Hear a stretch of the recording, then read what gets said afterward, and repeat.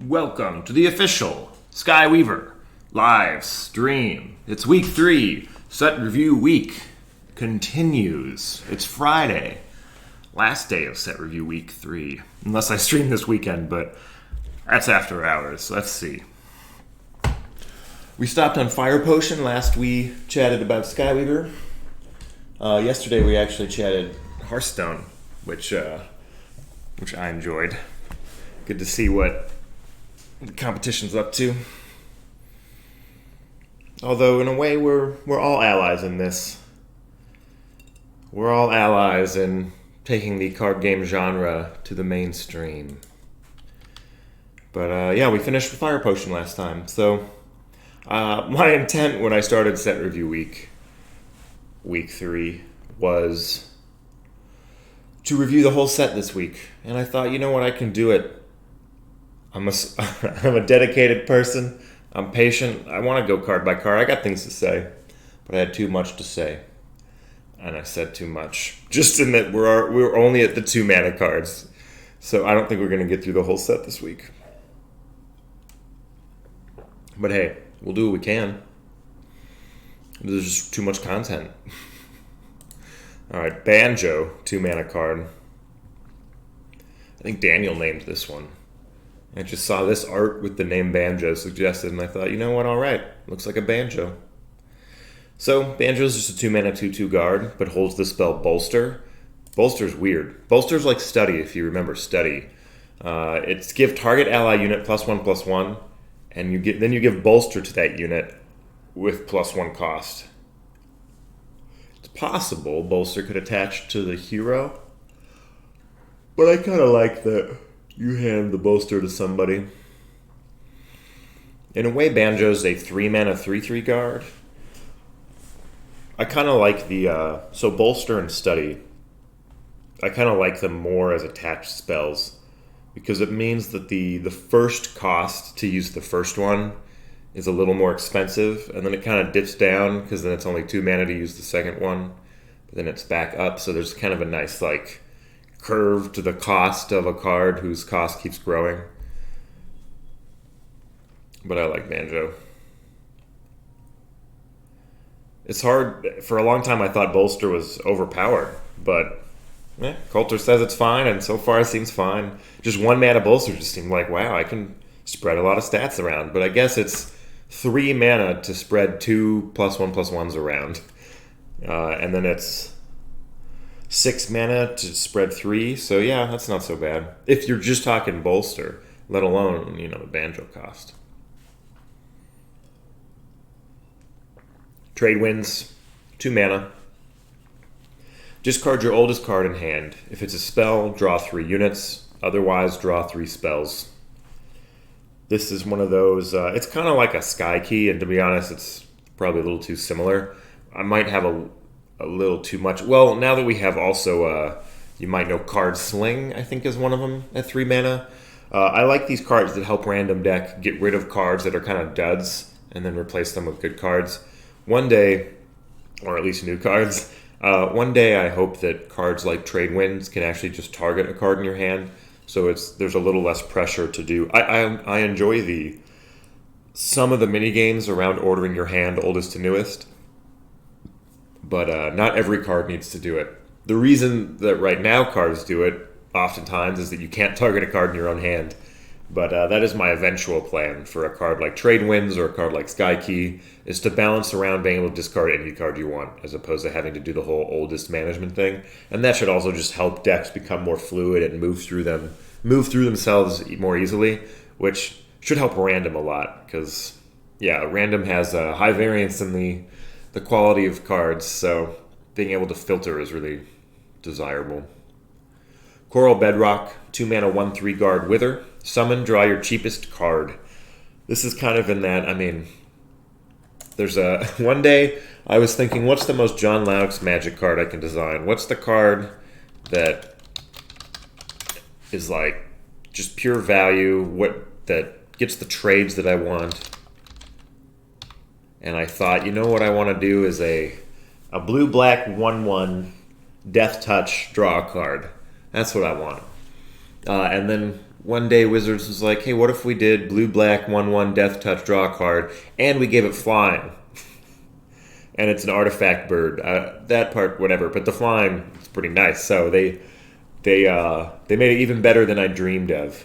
But anyway, I'm one of those players who's like, yeah, I want value, I want good trades, I want velocity, I want to move through my deck. Just give me that small trade value. And so for players like that, I like cards like Coral Bedrock. Just a cheap guard, replaces itself, protects your hero a bit. Wither's weaker than Death Touch, which we've talked a little about. But I like a card like Coral Bedrock. It might be a little too open-ended in that we have some cards that are like, draw a one-cost card from your deck is kind of like draw your cheapest. So, I don't know. Coral Bedrock fills a role that feels like high value, but I could see this card changing or shifting or leaving or whatever just because we have cards like Cross-Reference that help you find your cheapest cards. I love getting cheap cards out of the way. I love getting them out of your deck so that when you draw from your deck, you're drawing more expensive cards as the game goes on. Drawing a one-cost card when you're on 11 mana is not the most exciting. So I love cards that get your cheap cards into your hand or out of the way. So Cross-Reference is kind of one of those too. 2 mana, draw 2 one-cost spells. So that'll draw 2 one-cost spells from your deck, or if you don't have it, it'll draw from your Prism. I just love that it gets those cards out of the way. And I really like a good cross-reference package when I'm building a deck, because you usually want like 1 or 2 cheap removal spells anyway. So a card like cross-reference helps you find those. I'm really excited for Kook Book. For those of you who remember Kook Book, I can't wait for Kook Book to come back. Alright, Cygnus. 2 mana, 2/3. Lifesteal Wither. Death, add 2 Vial to both hands. The original version was 2 mana, 3/3, and it added 3 Vial, and I really liked it, but 3 Vial was a lot. It just really kind of filled the hand, and not that sometimes I want to go back to that. I kind of enjoyed the big impact of 3 Vial, but the card felt a little too attention grabbing. Like games where Cygnus was played became a lot about Cygnus. And so I'm just turning that down a little bit. Like certainly when I get 2 Vials, I can feel the impact of that, and but it doesn't need to be as high of an impact. So I tune that down a little bit. I think the next version of Cygnus is like a 3/2, which kind of mirrors the Vial damage or something. But I'm still just fiddling around with keywords and stats. But the death ability, I like it. It's cool. But I like that Lifesteal can kind of help you pad your life for the Vials. It makes the your Vials look that much better for you compared to your opponent. I think that's cool. Frost Serpent, 2 mana, 2/4 Wither, just a stat canary. When I say stat canary, I just mean like, I don't know, maybe I like this card, maybe I don't, maybe we print this, maybe we don't, I don't know. But I just want to see how the stats feel, or the stats and the keyword. So that's often what these vanilla or French vanilla units are, is let's just see how these stats feel, in part because like I tried a 2 mana 2/3 Stealth Wither for a while to get a feel for that, and in a way it tells me like, can I print a 2 mana 2/3 Stealth Wither with upside, or is that kind of the stat ceiling? I like the idea that if you print vanilla or French vanilla units, that kind of represents the ceiling on those stats, that stat profile. Just the cost and the cost, the stats, the keywords, and that you wouldn't also see a card that just has, upside on top of that. And so a lot of these stat canaries are trying to find that core ceiling. And that's not to necessarily say we even want to print cards at that ceiling. In some cases we will, in some cases we won't. But what's most important to me is learning where those ceilings are. So I feel like 2 mana 2/4 Wither or 2 mana 2/3 Stealth Wither, those both kind of felt like stat ceilings. I think Frost Serpent's going to go back to 2/3 Stealth Wither. I just kind of like the form of that, but 2/4 Wither's fine too for now. Snap Trap is sweet. I like Chains. Chains is just, this unit can't have keywords. Chains kind of looks a little bit like, you would kind of anticipate that maybe it says can't attack. This is one of the funny things about enchants or whatever, is you're like, oh, that unit has chains, or that unit is rooted, or that unit is frozen. Like they all basically say can't act or can't attack thematically, and so it's kind of trying to pull some of those themes apart, but still try to stay true to them has been kind of a challenge. But I like where we've ended up, where the roots are the ones that are like, no, you can't attack, you're rooted. Frozen is more like you're fragile and you're vulnerable with frostbite, and then chains is like you're debilitated, and so you're kind of you're like hands are tied behind your back when you're chained. You know, you don't have your full strength, but you can still, I guess, you can still run your body headlong into somebody if you have chains. Maybe that's what's happening there. I don't know, but now that we have chains. I think this was a Coulter design, and it's just really clean. Giving something chains and then doing damage to it is a really flexible format counterplay option. If any keyword is kind of becoming a problem, or if the hero gaining a keyword permanently is becoming a problem, chains can come in and help. And then chainsing and then doing 2 damage to a unit that has armor, which is kind of like just doing 3 damage to it. It just feels good. You just feel smart when you get rid of their armor and then do damage to it. So I like Snaptrap.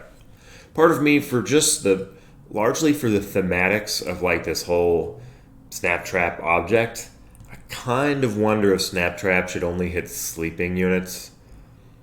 But I don't know. For now, I can just trap what you want. Drag down, set target unit to 0 attack, give your hero plus X health, which is how much attack it lost. I'm surprised drag down isn't more powerful. I expected drag down was just like, oh, this is a really powerful 2-mana option. But I'm actually happy with how leaving units alive and lingering in Skyweaver happens, certainly, which I like, actually. And it's also kind of risky because there's enough pumps floating around that you can buff units and play, or there's enough for each element you have in play, or bounce a unit, that kind of stuff. I feel like there's enough ways to use 0 attack minions in play, or 0 attacking units, I should say. We were reviewing Hearthstone yesterday, so now I have a minion on the tongue. But yeah, there's enough ways to use 0 attack units that drag down has actually been a little bit of a liability sometimes. Or you're playing against a deck that's like a control kind of value grinder, and they play like a Trapper Keeper, and you're staring at drag down, and you're like, no, I do not want to drag down that Trapper Keeper. So sometimes, or they're what's the other one? The 1/4 that when it dies they gain a mana crystal, or drag down their Turtor. Yeah, not the most exciting in those situations. Earthspike. In a way, I was just looking at Earthspike, and I'm like, yep, this card looks like it's named Earthspike. What does this do? Well, clearly it wrecks that target unit, right? That unit just got wrecked, or that character, I suppose. I like the idea that the Earth card... So this whole, dust your top dead Earth card to do 4 damage to a target. Certainly that's just over curve. It has more value than you normally get for 2 mana burn. 2 mana do 3 damage. Vanilla, I would that's probably fine. Maybe you can get even just a tiny bit of upside on that, like Lifesteal or Wither. Wither's a lot of upside on that kind of burn for units. But I like the Earth Spike, that the thematic of there's a Earth card in your discard in your dead pile, and you kind of you consume it to raise this Earth Spike and do it looks, the Wither is basically trying to represent that dude got ripped in half. Look at that. So that character got wrecked. So it's trying to tell that story in a way that you feel like. What I like is in random, I like a couple elemental synergies that are more you just need to pair this. So I like that there's a couple light cards, like Light Knight, or if you manage to pair it with a light card, you feel good. Earth Spike is I need to pair this with an Earth card. It can be hard sometimes in random, even to find one pair. But I like that as a goal, to design random such that cards that need one pair are still usable. And I think some of that comes from adding more cards that help you move through your deck and find cards you need and prioritize certain things, or help you discard the Earth Spike when you don't have the pair so you can get some value out of it somewhere else. But this one thing I really like, one mechanic I'm really enjoying, is this dust your own cards from your discard, from your dead pile to do things. And I really like that it kind of, it's a natural resource that you can consume in the cards in your dead pile. And they represent kind of a game history, the things that have happened. And not always a literal game history, because sometimes cards get into your dead pile because they're discarded. They're not necessarily played, they didn't necessarily die, but somehow they found their way to the dead pile. But even in that way, the dead pile represents kind of the story of the game. And so it's kind of a unique, different story in each game. And I like that you can then consume, or like it's a resource, that story. So you can consume bits of it. You can consume the history of the game for value. And it's a finite resource, because once those cards are dusted, they're gone. And so I like that the natural growth in resources and consumption in the dead pile. I also like that the consumption of the dead pile just simplifies the game throughout the course of the game. If the dead pile just grew and grew and grew and grew forever, like, it just adds complexity and just kind of, I don't know, it's a lot. Not that, a lot of games, that's how it goes. You don't dust anything. But I like that in some games, that discard pile is getting cleaned up. Yeah, it simplifies it. Especially right now when the dead pile is sitting on the table, and you can actually see it grow, and then dust and stuff. Like a maw worm will really dust it. I like that. To me, that feels tangible, visceral, natural. All right, Hot Dog just got a nice buff. Hot Dog, 2 mana, 2/2 Wither. Summon, it readies, and you draw a fire spell onto this. I was happy I was able to combine this with there was a different card that just said summon, draw a fire spell onto this. And then I realized, they both trigger on summon. I can just make this one card. And so I like that Hot Dog has this kind of dual role of, maybe you just want to play it as kind of a haste unit and get a trade with Wither, but then you're kind of losing the spell value. Or you just want to play it to get some face value, and like the fire spell is just kind of upside. Or you play it because you want a particular fire spell, and so you get a nice like 1-2 punch combo. I think the latest version of Hot Dog, though, 2 mana 2/2 with the spell is probably a little too aggressive. So I think the next version we're trying is a 1/3. But I want to mess around with Hot Dog and see how it feels to have the ready spell combo. And the whole like readies thing is a little bit of a risky mechanic in that, charge in Hearthstone is a risky mechanic. It's hard to balance. Just the existence of charge makes it hard to balance other things. But one thing I like about Skyweaver is I think Singleton helps those kinds of balance things. You can't just put 4 of the best charge men in your deck. So we don't have that many. You kind of have to piece together your various charge options. And then I also there was another thing I liked about charge in Skyweaver.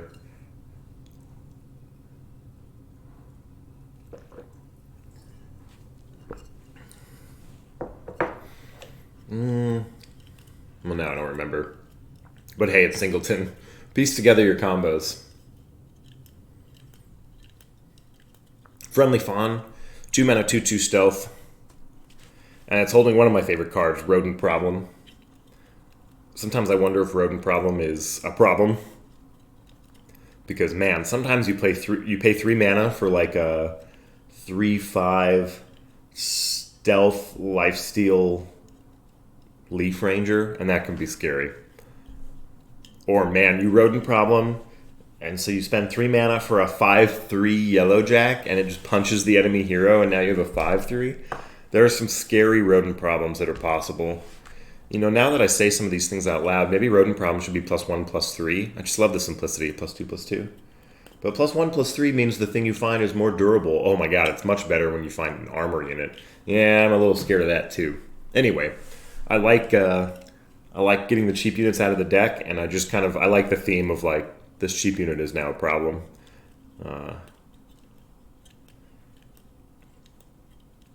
Yeah, I like I like that it crafts a 3 drop out of a 1 drop. I think that's cool too. Just seems like a fun card. Also, I mean, just I'm just tickled by the way summon works in our game, or the whole draw thing, where if you don't have a 1 drop left in your deck, it'll grab one out of your prism. And I just love that you reach into your prism, and it's still. I was complaining a lot yesterday reviewing the Hearthstone set about just kind of random miscellaneous value. And yeah, you could say that Skyweaver has a lot of random value built into it, where you reach into your prism and you pull out something. But I feel like the difference to me that matters is that the random cards you're pulling out of your prism in Skyweaver have a context. They have a meaning in the strategy of the game, in that they still respect singleton. And so the randomness is restricted, and kind of the randomness is funneling you towards inevitability of having drawn every card in the prism once.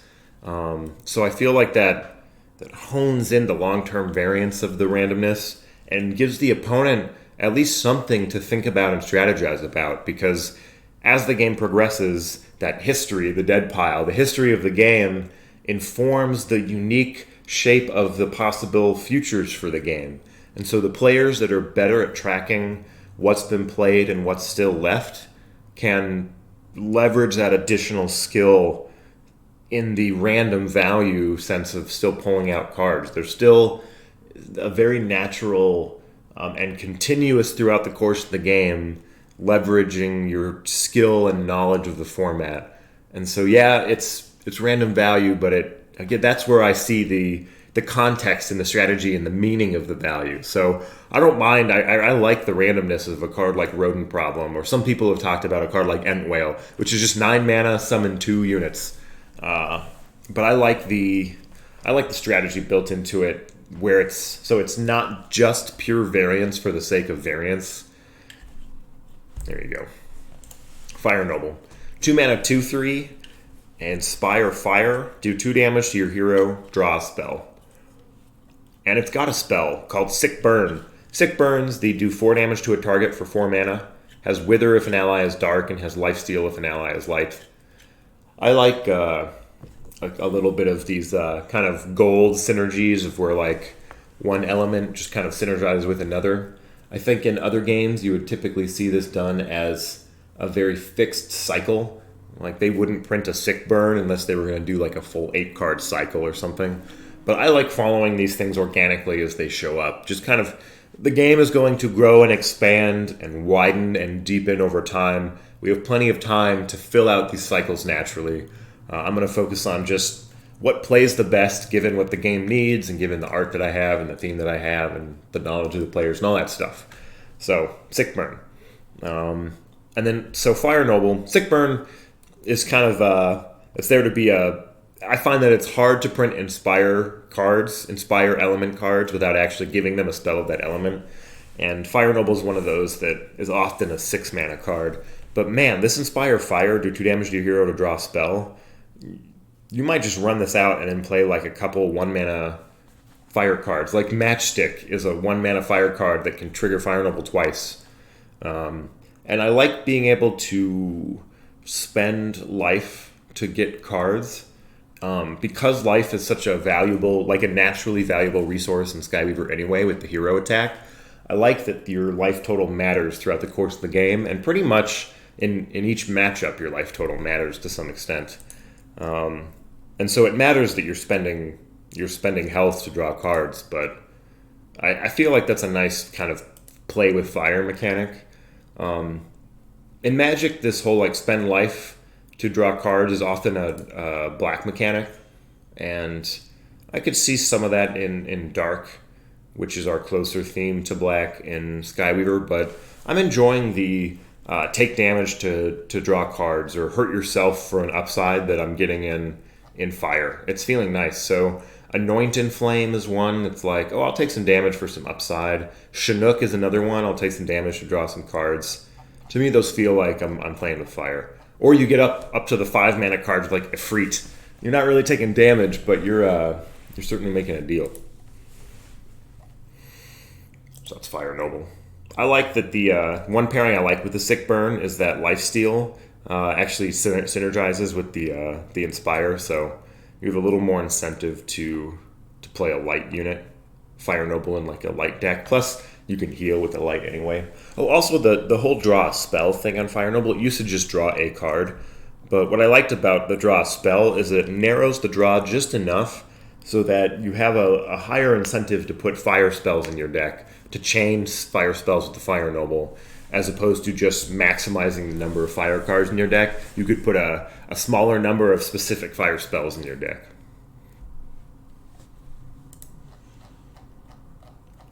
Alright, we're going to make it to 3 mana at least.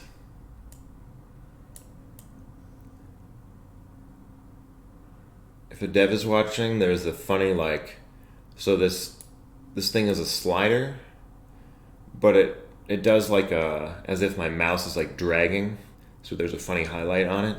Very, very minor UI feedback there for any dev that's watching. Alright, we're into the 3 mana cards. Wicked Twister has been around for a while. You read Hurricane. Give target unit stealth. Do 5 damage to all other units. Grab some water.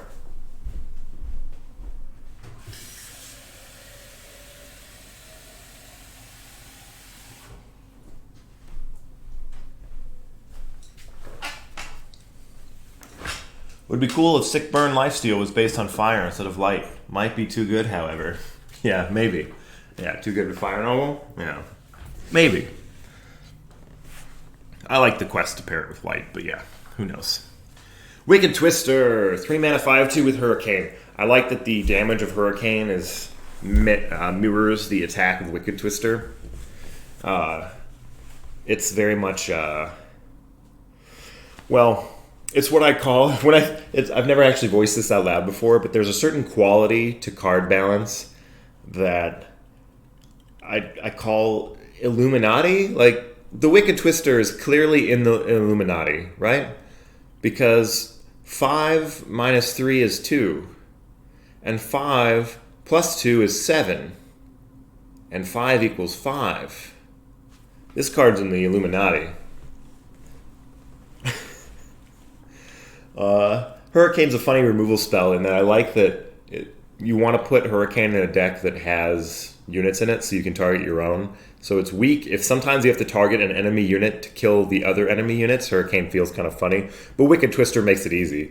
You just play Wicked Twister and put it in the center of the Hurricane. So it's kind of like a 10 mana removal spell, which I like. But if you're willing to risk it and throw out a 3 mana 5/2 stealth, well, hey, you have this Wicked Twister. So it's just kind of a workhorse way to make a unit and mass removal spell kind of split card. And a lot of that just comes from, this is the art we have. I have this, tornado-looking dude and a tornado-looking spell, and here we go. It just fits. Alright, Trapper Keeper. Guard, Death, draw 2 spells. OG card, really old. This one is basically there to just, if you're the type of, I like some guard value, Trapper Keeper is there. If there are particular spells you're looking for, you like Trapper Keeper. But it's a little vulnerable. 3 mana draw 2 spells is one thing. It's pretty reliable. Trapper Keeper, oh my god. Getting Trapper Keeper dusted with Burn to a Crisp, or getting it Whisk Awayed, heaven forbid, by a Mr. Whiskers, or getting it Lightning Viled, it hurts so much. I hate when my Trapper Keeper gets dusted. So I like... it's funny, as a player, oh my god, it hurts so much when my Trapper Keeper gets dusted. As a designer, I really enjoy that pain, because, I don't know, you're trying to harvest exciting experiences. And certainly, you don't want people to feel like they're constantly getting punished and their cards are getting just destroyed. But I feel like Trapper Keeper is generally consistent enough, and you have enough control over, sometimes you just play Trapper Keeper and kill it yourself because you play it and then you play Extinction Event or something. So I feel like the player has enough control over Trapper Keeper for it to feel really consistent. But then the games where it gets wrecked, the other player feels really smart because they did it. It's like a Trapper Keeper is a very loud lightning rod for dusting. So I like that. Study is just the card on Ponderous. sometimes I wonder if study should only be on Ponderous, and so I like to add it to the set every once in a while and try it out and see if it feels like it's worth a card or not. One of the reasons I like study in the set just by itself, in addition to Ponderous, is that in random games you can get to really long. If you get to a long, late random game, it's easy to start wasting a lot of mana. And so I like that a card like Study really shines in that situation where, yeah, if you're in a situation where you would be wasting mana, oh my god, a card like Study is awesome. So that's why it's in there. It's pretty inefficient just in a normal game, but once you hit that stage, you'll be really happy you have a Study. Ghost Rider, 3 mana 2/2 Stealth Lifesteal, gets +1/+1 when another ally dies, and the spell is Kill and Twain. For 2 mana, you kill target ally unit, draw 2 cards of its element. The worst way to use Ghost Rider, and I've done it because sometimes you just have to, is you play Ghost Rider for 3, and then you play Kill and Twain for 2, killing your own Ghost Rider. So you spend 5 mana to draw 2 light cards. Oh, I've done it, and I don't know if I've ever... Oh, man. Have I? I was going to say I don't know if I've ever won a game where I've done that, but I'm sure that's wrong. I'm sure I've won some of those games, but I've lost probably a lot more games than I've won when I had to Kill and Twain my own Ghost Rider. Mostly, Ghost Rider started with the goal of, look, this line gets +1/+1 when another ally dies. That's a pretty clean, exciting line of text with really natural synergies. We already have the death trigger, so we kind of already want a death deck, and things just die naturally anyway. So it's a very much like the normal way you use that trigger is satisfying, but the like synergistic way you use that trigger is still there, and you can explore that synergy in deck building, or opportunistically in random. And then the spell is that finding the stat profile that had that line of text took some time. Like I think the first version might have been like 1 mana 0/1 stealth, or then there was like a 2 mana 1/1 stealth. It floated around a bit, but finding the 3 mana 2/2 stealth baseline was really nice, and then that extra lifesteal to help you catch up has felt really good because the card it needs a little bit of catch-up. Or it feels good with the catch-up because it wants your other units dying, and so then you're kind of putting more and more of your energy and focus into this one unit. And so I always feel good when I manage to get a Ghost Rider down, get it to grow, and then get it to connect and get that lifesteal.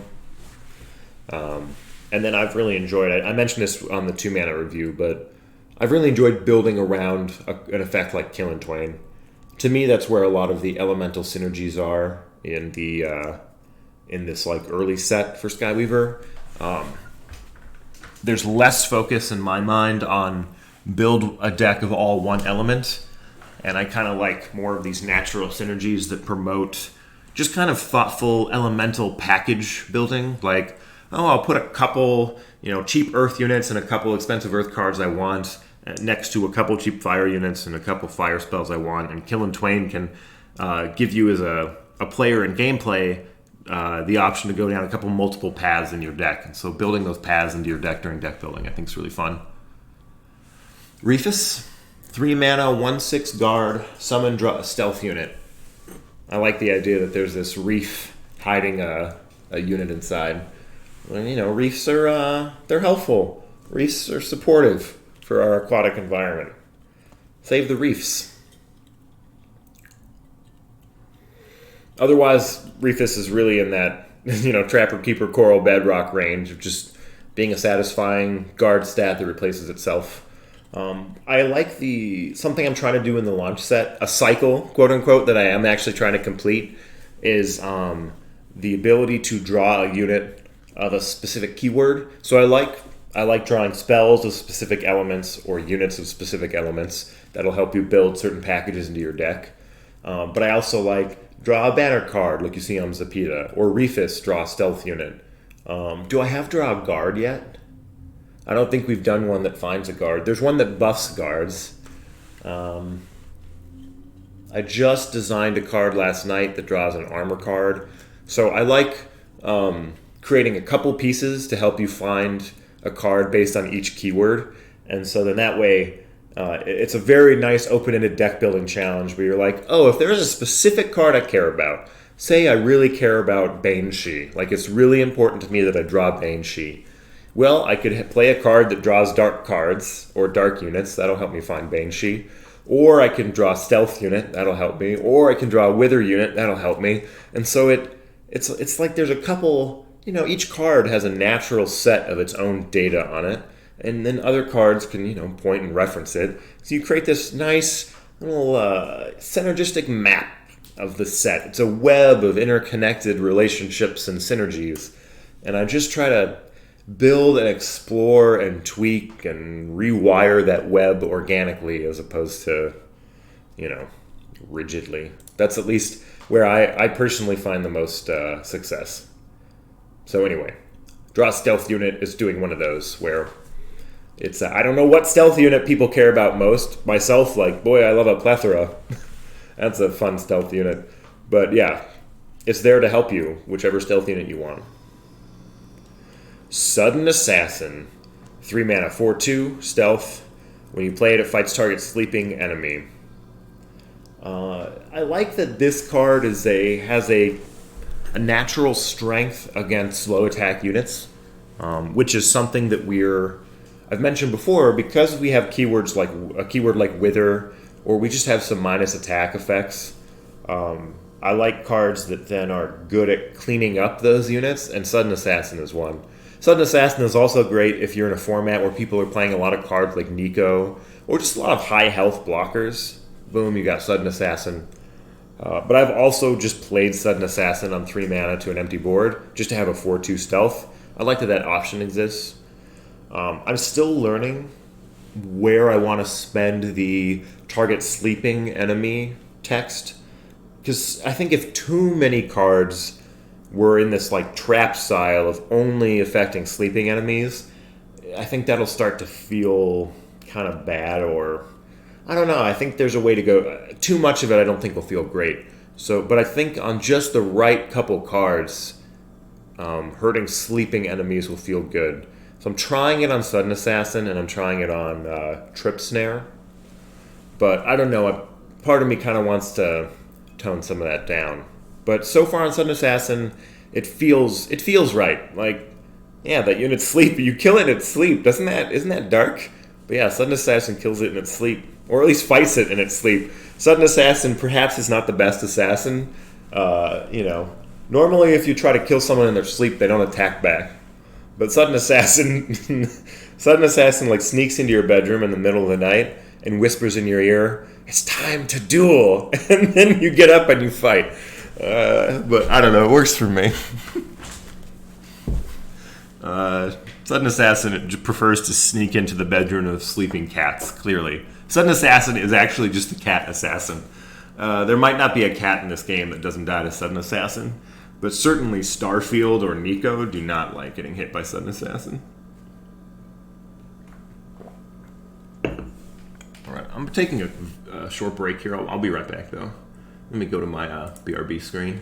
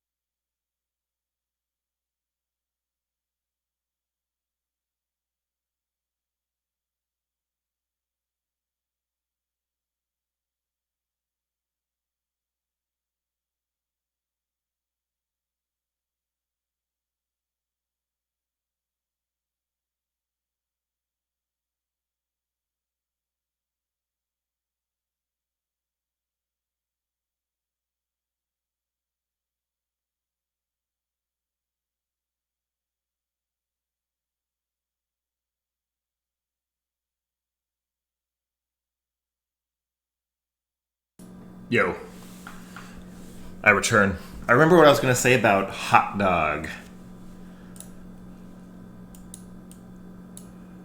We were talking about the theoretical charge keyword or haste keyword. Hot dog, summon readies. So in a way, hot dog has what Magic calls haste or Hearthstone calls charge. You can attack the turn you play it. I'm really hesitant to make haste or charge as a keyword. One of my philosophies around keyword design is I want every keyword to be weak enough that I can use it on a lot of cards. If a keyword is so strong that, hey, Fantajiro, thanks for the follow. If a keyword is so strong that every unit it's put on is strong, then you can't put it on that many units. And that I don't like that. When I make a keyword, it's because I want to use it on a lot of cards because it represents a fundamental strategic piece. Keywords to me, I want them to be something I can use a lot. So that's why, compared to Taunt and Hearthstone, Guard is weaker. Compared to Death Touch or Poison in Magic or Hearthstone, Wither is weaker. Compared to Stealth in Hearthstone, Stealth is weaker. I like to spread keywords around. The other thing is, if any Prism in Skyweaver is going to get haste or charge cards, I want it to be agility. So that I feel like the haste or this can attack the turn I play it. I feel like is kind of I am a dev. I feel like haste is, to finish that thought, I feel like haste is a little bit cheaty. It breaks kind of the fundamental pace of the game.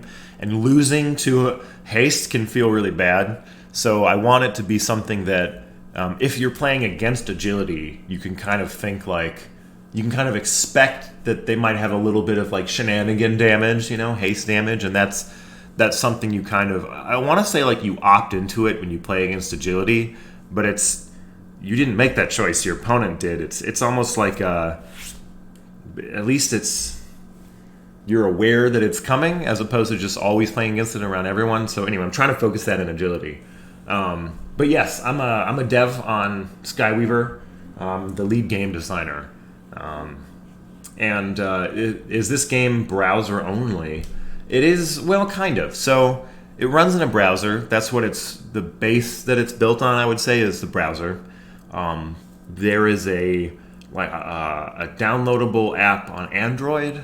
We're getting our app into the App Store on Apple, and so you can download an app that is Skyweaver, or there's an app called Arcadium that's like a wrapper around Skyweaver, so you can play it on your phone that way. But I've also just played on my phone, just logging into my browser on my phone and going here. I would say it's not an optimal experience, but it works. I can play the game. And then on desktop, we want to get it into Steam, and there is a downloadable desktop client that we have internally that I imagine we'll want to distribute some version of. So certainly being accessible is a high priority for Skyweaver, and a lot of that is not only accessibility in mechanics or accessibility in price, but we want accessibility in platform too. So yeah, I enjoy answering questions, so that's most of why I'm here. Thanks for checking out Skyweaver. All right, back to some 3-mana cards here. Where'd we leave off? We didn't get very far into these 3-mana cards. We're on row 2. All right. So let's see. Sudden Assassin we were talking about. Capsize. Capsize I like. Return target unit to deck. That player draws a water spell onto their hero. So Capsize is basically in my head, it's a Path to Exile type. So Magic has Path to Exile, which that's a funky version.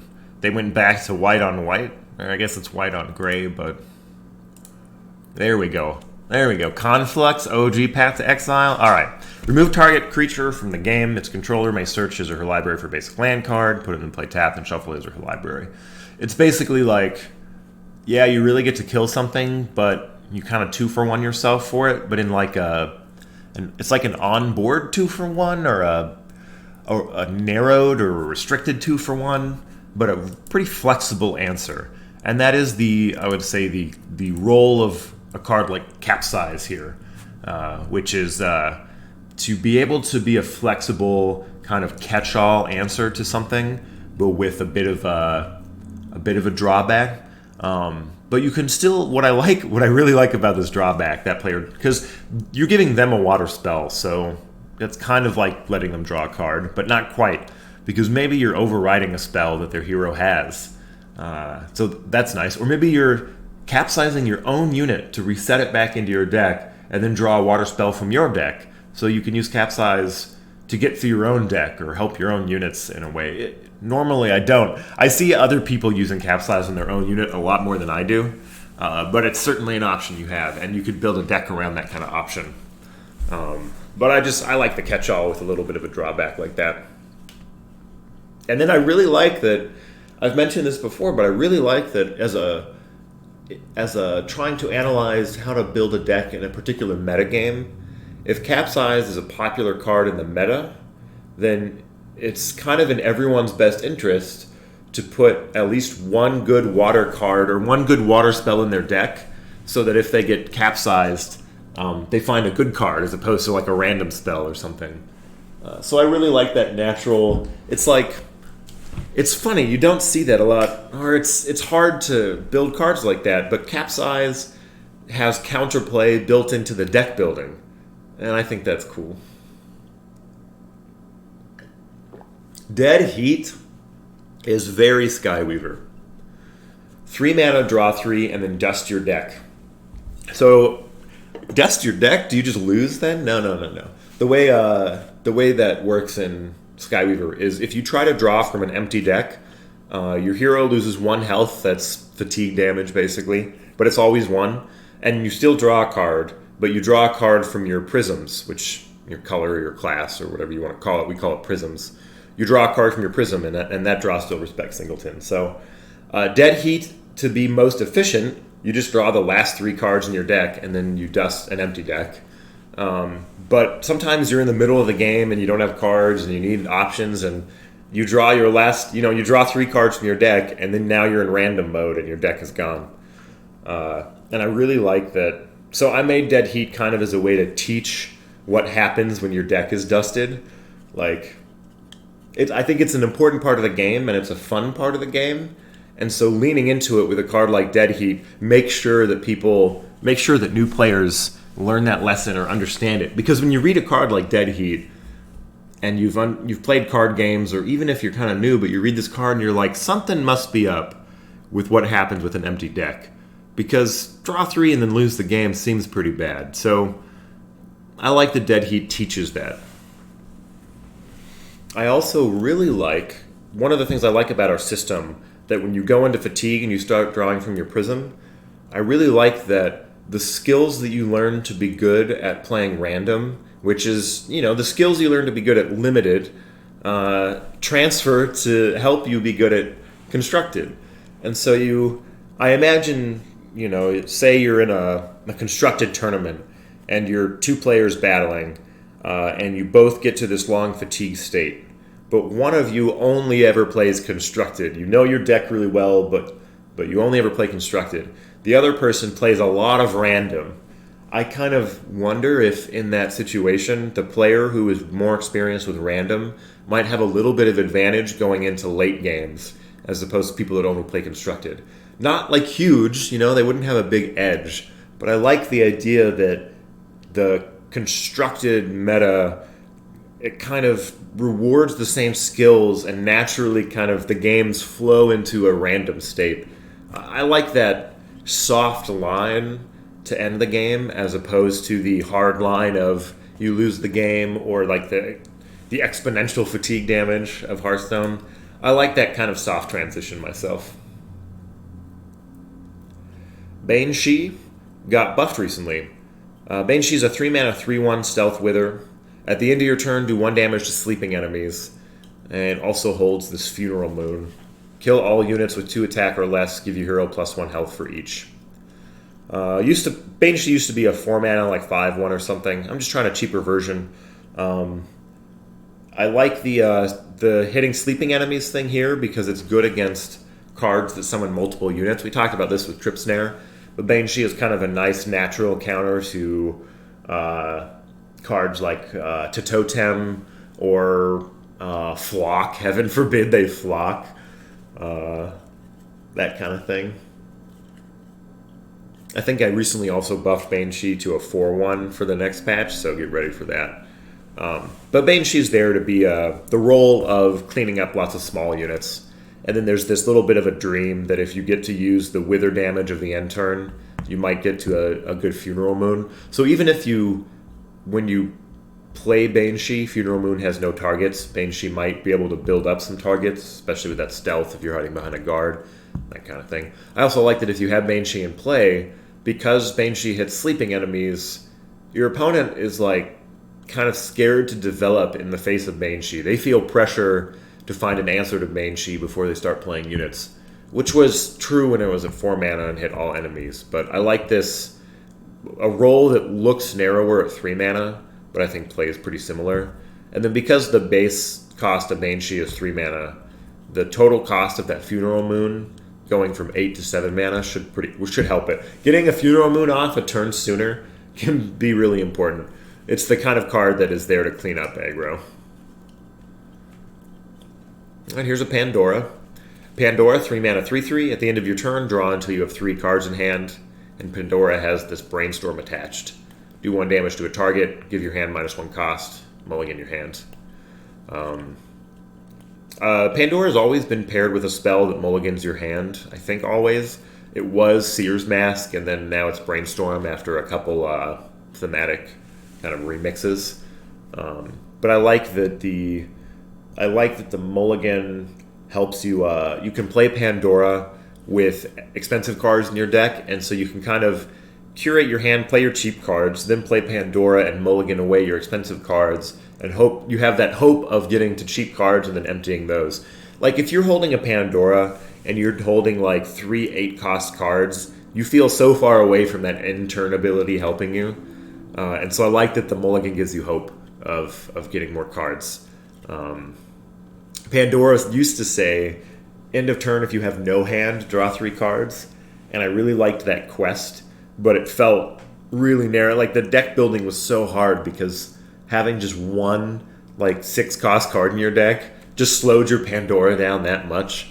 So I like that the deck building has gotten easier with Pandora. You still want to plan to have a low hand, but it doesn't need to be literally empty.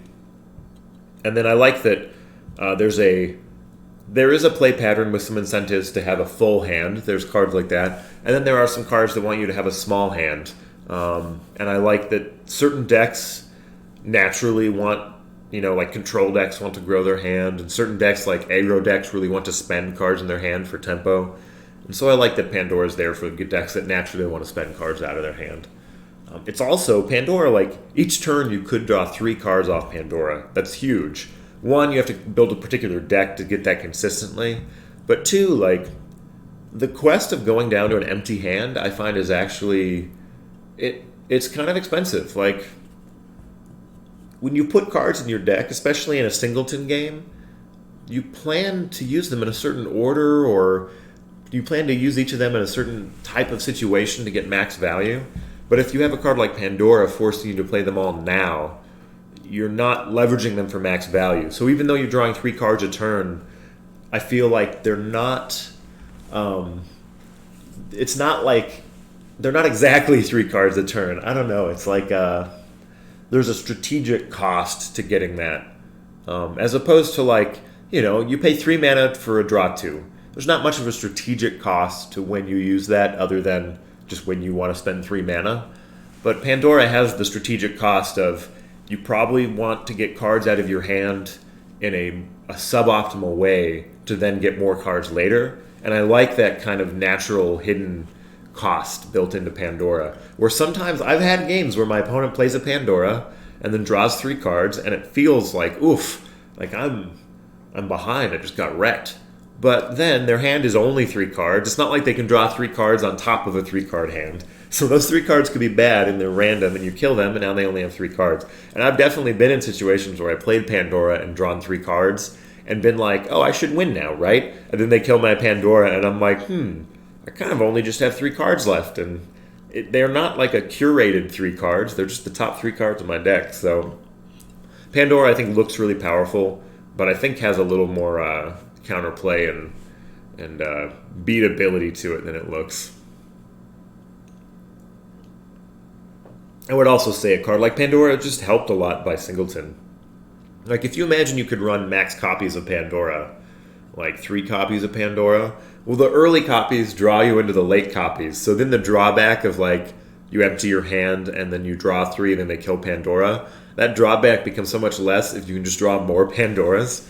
Yeah, Singleton, I feel like, helps balance so much. It lets us print exciting, good cards because they can't just compound in multiples. Certainly, cards that are similar can just do that. And so in the long run, this isn't to say we've solved the compounding synergy problem.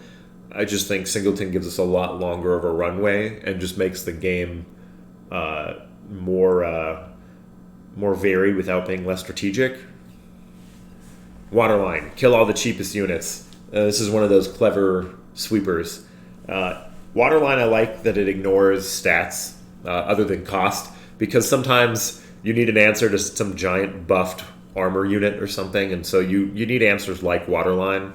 But Waterline has nice counterplay to it, where sometimes my Waterline is just cornered by my opponent's 0-mana Songbird or a 0-mana Zomboid. The cost of setting up a Waterline is real, or your own units can get in the way. So I like that if you want to kill something like a 10-mana, T-Rex, that you can with Waterline. You can get that 3-mana kill and you can feel really smart, but it takes some setup or some work, and there's some counterplay to it. My favorite thing about Waterline is that in a game like this, like Hearthstone has the same UI kind of thing where any card can only target one thing. So it's difficult to print cards that kill some of the units in play, more than one, but not all the units in play. And it's hard to naturally carve a subset of units out that feels, strategic. And I feel like Waterline's done it. You get a card in Hearthstone that's like Brawl, kill all but one unit chosen randomly.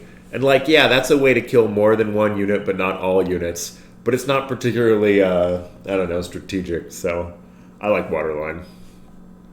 Fan of Knives, 3-mana, 2/3 stealth. Glory, get Knives, so when you hit the enemy hero, you'll get Knives back. And Knives is 0-mana to do 1 damage to enemies. I am a fan of Knives. This card is clearly a fan of Knives. Fan of Knives has been one of those, people really like it, which is cool. So I try to keep it around and try to make it, have a healthy role in the meta. And I really like that Fan of Knives pumps out metal spells.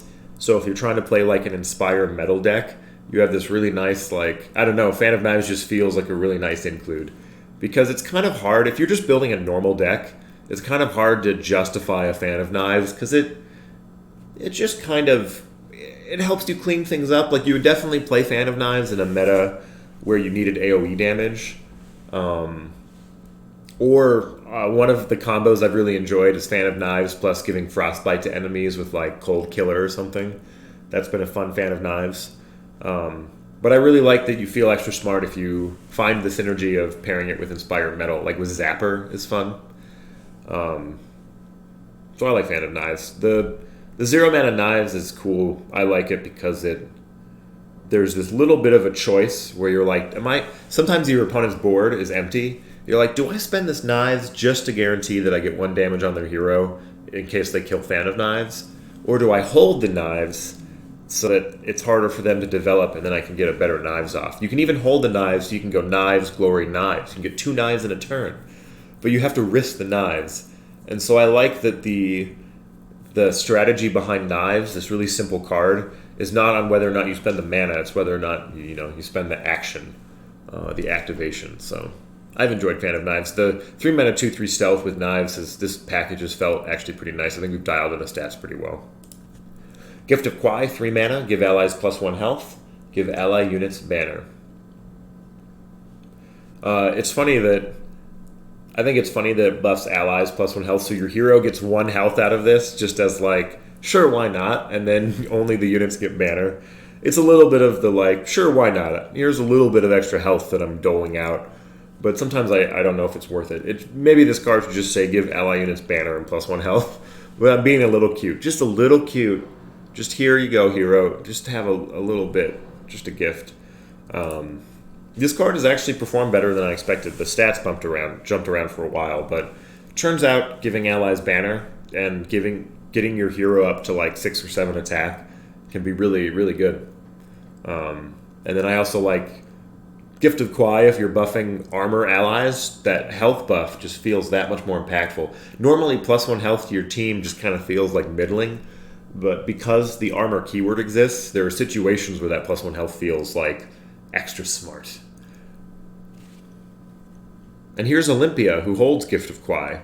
So you can play Gift of Kwai in hard, or you can just play Olympia. I have no qualms with mixing a spell from one prism with a unit from another. Really early on, I wasn't sure if we were going to do that, or like how often we would do it, if I'd have to do it like really carefully or strategically. But as I've designed with the game, I'm just like, no. Just some spells and some units with that spell are in the same prism, some are different. And I feel like both are valuable. Because like, if say Olympia was heart and Gift of Kwai is heart, well, if you really like Gift of Kwai, you can kind of put 2 in your deck, which is nice. I like the singleton nature of the game, but I like that extra layer of consistency that some spells can give you. But then, now that Olympia's strength, if you want to run double Gift of Kwai, you have to run strength heart. So it's kind of in a specific combo that gets 2 copies of that spell. And that actually feels, in general, a little more fair. So I actually try to be careful with which spells I also put in the prism on a unit. I feel like there were times when like Gift of Aya was on Miss Aya and itself, and so being able to cast 2 in the same prism was a lot. So sometimes I'll split them up strategically, sometimes it's just kind of where the cards ended up, sometimes I'll bundle them up strategically. But I've kind of just given up on caring too much one way or the other if they're in the same prism or not, and I just try to follow what plays the best. Rustation. Yeah, Rustation was one of the very early, before we had chains, was one of the very early answers to armor. It's a 3 mana 3/2 with armor. I've liked that stat line. It's basically a 3 mana 3/3, but that armor that armor means that it's also kind of a 3 mana 4/4 if they try to do it in 2 hits. I really like the 3/2 armor stat line. And then Rust Away is like one of those. It's funny, the counterplay in this game I'm still trying to figure out, but Rust Away is there to be like, look, if this meta has a lot of armor units, or your deck in particular needs answer to armor, or the meta has a lot of metal units, you can rust them away. I could see this card improving at some point. For now, I like it. It's like a role player. It's not that different from Chains, but I like Rustation. It's fine. Tricketeer, 3 mana 2/2 stealth. Glory, give guard allies +1/+1. And holding Buckler up, give target unit guard and +2 health. Tricketeer is scary. It can really snowball because it's a stealth unit that keeps buffing your guards. And if you get like 2 guards out and they're getting +1/+1 a turn, turns out +1/+1 is actually like legit. Health buffs are actually legit. Like there's a lot of low attack, high health units that if they get just a little extra attack, then they're extra potent. Or if you're ever giving +1/+1 to an armor guard unit, oh, that's the dream. And so I like that the Buckler up helps this card kind of build your own guard thing, like build your own guard snowball. Sometimes you just Buckler up itself and you're like, all right, I have a 2/4 guard and I glory and now I have a 3/5 guard. This card feels fine on its own. But building your own guard unit with Buckler up, like you put it on a zapper that normally doesn't have guard but has armor and now you're buffing it, I think that's pretty cool. And so I like the dream of Tricketeer, but it's also a little fragile. Like it's Trinketeer is one of those cards that if you could run a lot of copies of it, you could build a whole plan around it, and it'd probably be kind of a frustrating card because you'd start losing to it a lot. I like that Trinketeer is one of those, you try to do this plan, but in a way it's it's a plan that you almost don't expect to work. Like if it works, you're doing really well, but you kind of try to use the plan as a way to force your opponent's hand. We were like, look, if I play Trinketeer here, then you're kind of forced to respond to it, as opposed to maybe you wanted to cast something like Thought Leader or Orchid, or develop your hand, or just play a unit that doesn't have guard, just develop your board. Trinketeer is like, no, you should probably play a removal spell, or you should probably play a guard unit here. A lot of the glory units are like that, but Trinketeer is one that kind of, I don't expect Trinketeer is your plan A, but it's a really nice, like, if you already have a deck with guards and you're that, or maybe it just fits into your curve well. Maybe it's like, oh, you really want like an air and a metal card for some reason. It's definitely a threat. Ivy, 3 mana, 3/3 Wither, and Ensnare is give target unit roots and -3 attack. Just a simple card holding Ensnare, just a brawler. 3 mana, 3/3 Wither is pretty good at brawling. It's good at, like, even if you play Ivy onto an empty board, if your opponent plays like a big guard unit, Ivy can really tear it up. Wither's just good at helping your board trade with their board really efficiently, especially with that Ensnare. Sometimes I wonder if I need to nerf Ensnare, but for now Ensnare's, I think, pretty powerful, and that makes Ivy pretty good. Necrotic Pact. Kill target ally unit, summon your top most expensive dead unit of the same element.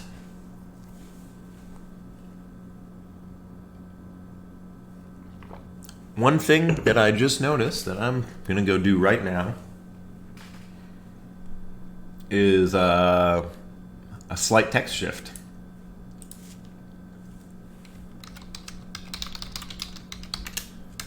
We're in the spreadsheet now. Necrotic Pact. I'm going to put a line break after kill target ally unit because I see the room for it. Yeah, I think that'll bump the word summon down here, and then we'll keep the same number of lines, and the word element won't be by itself, and the word the kill target ally unit will be a little more will be by itself, so I think it'll stand out a little better. Those are the kind of slight tweaks that I love to do. Necrotic Pact. All right. So you kill an ally and you summon a unit of the same element. Right now it says your top most expensive because killing an ally, like targeting an ally to kill and then targeting a card in your graveyard, is not something our engine can handle. I hope we get there eventually. For now, this is mostly enough. And a lot like Kill and Twain, I've really enjoyed building the Necrotic Pact decks because you can build a Necrotic Pact deck where you're like, I just always plan on using it to summon my Undragon back, and then the Undragon summons a Albane or summons another copy of Undragon, or always I'm resummoning Earth Dragon or whatever. But I love to build a Necrotic Pact deck where I have a couple different elemental through lines with a couple different options at the top where, like, based on the matchup, I can be like, yes, this is the game where I Necrotic Pact Octavian and then cast Oceantium. Or this is the game where I Necrotic Pact back, like, my Elderwood to get the Earth Dragon back. Or this is the game where I Necrotic Pact my Firemander to get my Flame Phoenix back to get 2 Fireballs. So I really like the way you can build a Necrotic Pact with a couple different plans based on the matchup. That's my kind of hope for that card, other than just being a good Reanimator card. Orchid, 3 mana. Give units in your hand +1/+1 and spells -1 cost. Has banner. The banner is saying, like, yeah, this card doesn't really have immediate impact and might be a little overcosted. So here's a little banner to give you some oomph, give you some tempo that turn. I really like the open-endedness of banner, or not of banner, of Orchid, where it kind of has 2 modes. Like, you could play Orchid in a deck with all units, and you're happy to get those +1/+1s. You could play an Orchid deck with all spells, and you're happy to get those -1 costs. Or, anywhere in the middle. The reason it's not just give your hand -1 cost, I like the spread on it, because sometimes accelerating units can feel... I think accelerating units feels kind of more cheaty than accelerating spells. Just boosting those stats into play tends to feel more cheaty than just doing an effect earlier than usual. So I like that this splits the two, where you're not getting your units earlier, but they're better when you do get them, and then you're getting your spells earlier. I do as well do the unit discounts. Thought Leader gives your whole hand -1, but that's one of the thinkings on Banner or on Orchid is I like that it's split on that one. And then of course Orchid is awesome with Prismata. It's one of my early favorite combos. Was Prismata and then Orchid, and then you get these 0 mana spells. It's been fun. Brimstone. Oh, I should also mention, sometimes people have asked, like, we had a card that was like, give spells in the enemy hand at +1 cost. And then people have asked, like, is there any counterplay to that? Like, do we need to print cards that are like reset the cost of cards in your hand to their base cost or something like that? And I kind of prefer just natural, like, almost like tug-of-war counterplay sometimes, where Orchid is one of those, where, like, I don't know, if your opponent's making cards in your hand cost more, Orchid can help you make cards in your hand cost less. It doesn't need to like directly counter or remove an opponent's impact. It can just kind of pull in the other direction. So in some cases, that's how I like to think about counterplay. Brimstone is one of the original, like, death give your hero a thing. In this case, death give your hero burn to a crisp. This card is, in my head, it's just, this is very Jundy. This is like just a grind them out. Just a workhorse, 3 mana, 3/3. When it dies, you get some value with some good, counterplay to it. Burn to a crisp with the dusting is nice. And I really like the Death Give Your Hero this spell. I like the natural synergies and counterplays to that. Like when your opponent plays a Brimstone, I like that you're not only thinking about, well, how am I going to trade with this 3/3? It makes you kind of take a couple extra steps ahead and think, how am I going to trade with this 3/3? And then what am I going to do about this burn to a crisp? Like, do I want to just leave them with the burn to... Like, oftentimes your play is kill the Brimstone and leave them with burn to crisp in play, and you don't have any units. And so they don't really have a good way to use it, and so they have to keep leaving it in play and risking it. Or sometimes you're like, well, we'll kill the Brimstone, and then we'll capsize and overwrite the burn to a crisp. And so you get a little extra value based on that. Yeah, I enjoyed the natural plays there. Gale is a 3 mana 2/3 stealth banner with Glory, Ready Your Hero. Gale's pretty strong, but I also think that units that don't have a spell attached, that kind of just focus on combat and doing damage, I find that those actually have to be pretty good to be worth it. That might just also be a result of my own tendencies in gameplay. So I still look to our stats and I still look to our aggro players to show me which of those cards are best and which stats are best. But Gale's there just to be a workhorse, do damage aggro card where and I moved it back to agility because I really like the multiple hero attacks thing being in agility, where if you're trying to build a banner deck, Gale is particularly impactful. There's a really nice dream there of punch with your hero, punch with Gale, punch with your hero. And I also just find that Gale plays really well because the sequencing is really easy to learn. Sometimes I grab my Gale and go to attack, and I'm like, wait, I gotta attack with my hero first. And that sequencing often feels good with the 1, 2, 3 punch. You're like, hero, Gale, hero. It just feels satisfying. Shredder, 3 mana 3/3 Wither, now with a 2 mana spell. Enrage, target unit fights one of its enemies at random. And remember, the way random works is it prioritizes enemy units over the enemy hero. So you can't just enrage and hope to hit their face for lethal. Unless they don't have any units, then you'll just hit their face. And so I like that Shredder it's kind of a 5 mana 3/3 with pseudo haste. And oftentimes I like that I can use Shredder that way. It's kind of like a removal spell. I'll play Shredder and the Enrage can target enemies or allies. So even if sometimes your opponent has a full board and you play Shredder. So if you were to Enrage Shredder, you just target a random enemy. You don't want to do that. So you target the one enemy that you want to fight Shredder, and then it'll fight Shredder. And I really like that. Enrage looks like a card that's highly random and hard to control. But when you start to learn the nuances of the targeting on Enrage, it's actually highly controllable. And so that mental level up as a player, I feel like, is really satisfying. I love that about Enrage, is once you figure out the nuance of how to use it, it feels really powerful. And then Shredder is just back at like workhorse 3 mana 3/3 stats next to this Ivy here. Bloombark, 3 mana 2/4 guard, holding Rosewater Charm, 1 mana, give your hero +4 health, get +2 mana next turn. Just a workhorse guard unit. I like that Rosewater Charm is a spell that you don't necessarily mind dangling, because if they kill the Bloombark and you lose the Rosewater Charm, you didn't really lose a full card worth of value. You just kind of lost some mana and you lost some health. But also, if they kill the Rosewater Charm in play, in a way you kind of gain that 1 mana back. So it's not too bad. But you still will play. You'll pay 3 mana for Bloombark, 1 mana for Rosewater Charm, if you can. If you have the mana laying around, you're happy to do it. Rosewater Charm, of course, is a little subtle nod to Mark Rosewater, someone who taught me a lot about game design. Inspirator. Inspirator. The trigger on Inspirator, when an ally unit plays a spell, give it +1/+1. I was really happy when we got to that trigger.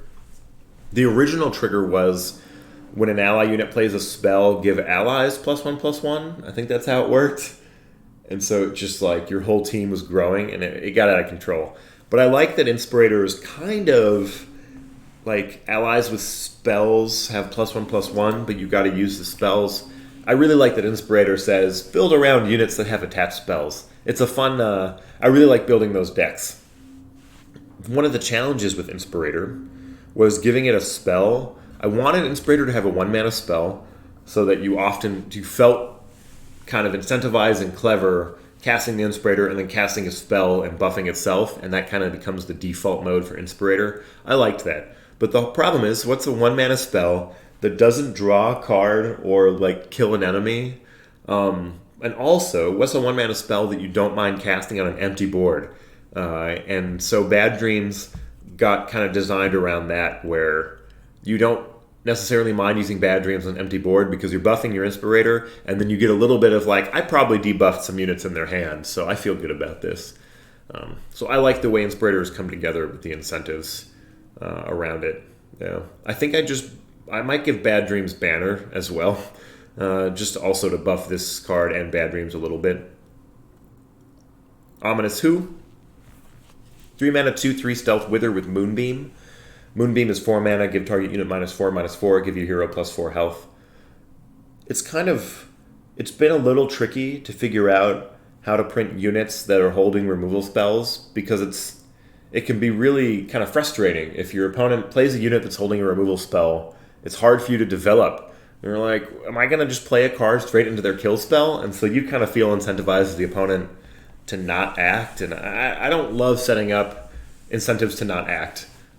Certainly I like that there's a difference in Skyweaver strategy, that I feel like you're a little more rewarded in Skyweaver for sometimes not playing cards. There's value in sometimes showing restraint and not always playing on curve kind of thing. But Ominous Who is mostly there as being like, well, it's a 7 mana workhorse removal spell that you can pay into installments, and if you're willing to kind of press your luck and throw the Ominous Who out there, then you've got this nice Moonbeam target. But the 3 health is pretty vulnerable, so you are still incentivized to use the Moonbeam pretty early. Sometimes I wonder if Moonbeam is too good, just because it's really efficient at cleaning up units that are normally hard to clean up. But that's a Moonbeam thing. We'll watch it. Gladiator. I like the stat line of 3 mana 2/3 armor with Glory.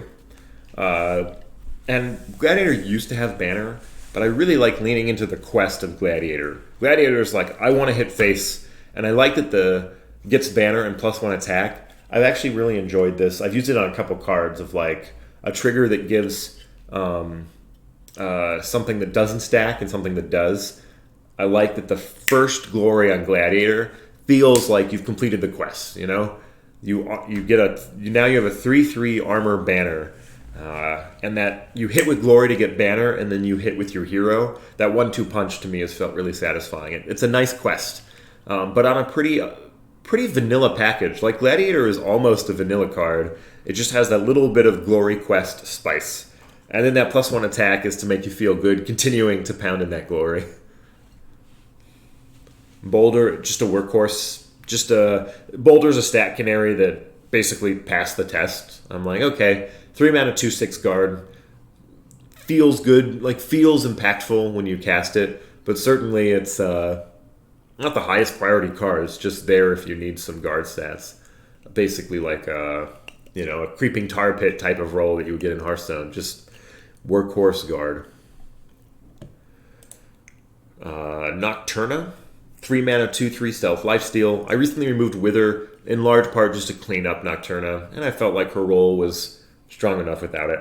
She's got start turn, do 2 to the enemy hero, which of course will lifesteal them because she's got lifesteal. So I like that Nocturna is like a threat that basically gets past guard without having to get past guard. So Nocturna kind of, if your opponent is playing a strategy where they're used to responding like defensively, Nocturna will punish them because Nocturna is like, no, you kind of need to respond aggressively or proactively if you want to stop this Nocturna. If you just play a guard and try to play defensively here, Nocturna doesn't really care, and I continue to get good value out of it. So I like the way Nocturna's fulfilled that role. And Nocturna is also, until we get better trigger indications, this start turn trigger is kind of like teaching people that sometimes things happen. Like sometimes cards have text and you have to read them. And so Nocturna is almost like a little bit of a handhold or a teaching tool to then help you understand Broodwitch. Treasure Chest. Sometimes you just need a 3 mana draw 2. And you know what? I'm going to give you a little extra. 3 mana draw 2, give your hero +2 health, and it has banner. You just opened up a treasure chest. Mostly this was top down. I'm just looking at this treasure chest and I'm like, okay, well, what are kind of the... I almost want to say, like, what are the most generic rewards you can get? But I just mean, like, yeah, if you're someone exploring Sky and you come upon a treasure chest, like, what are you pulling out of there? And so I like that you get banner that turn, you get some health, you draw 2. I like the 2/2/2 synergy because your hero will go to 2 attack, assuming you don't have other banners.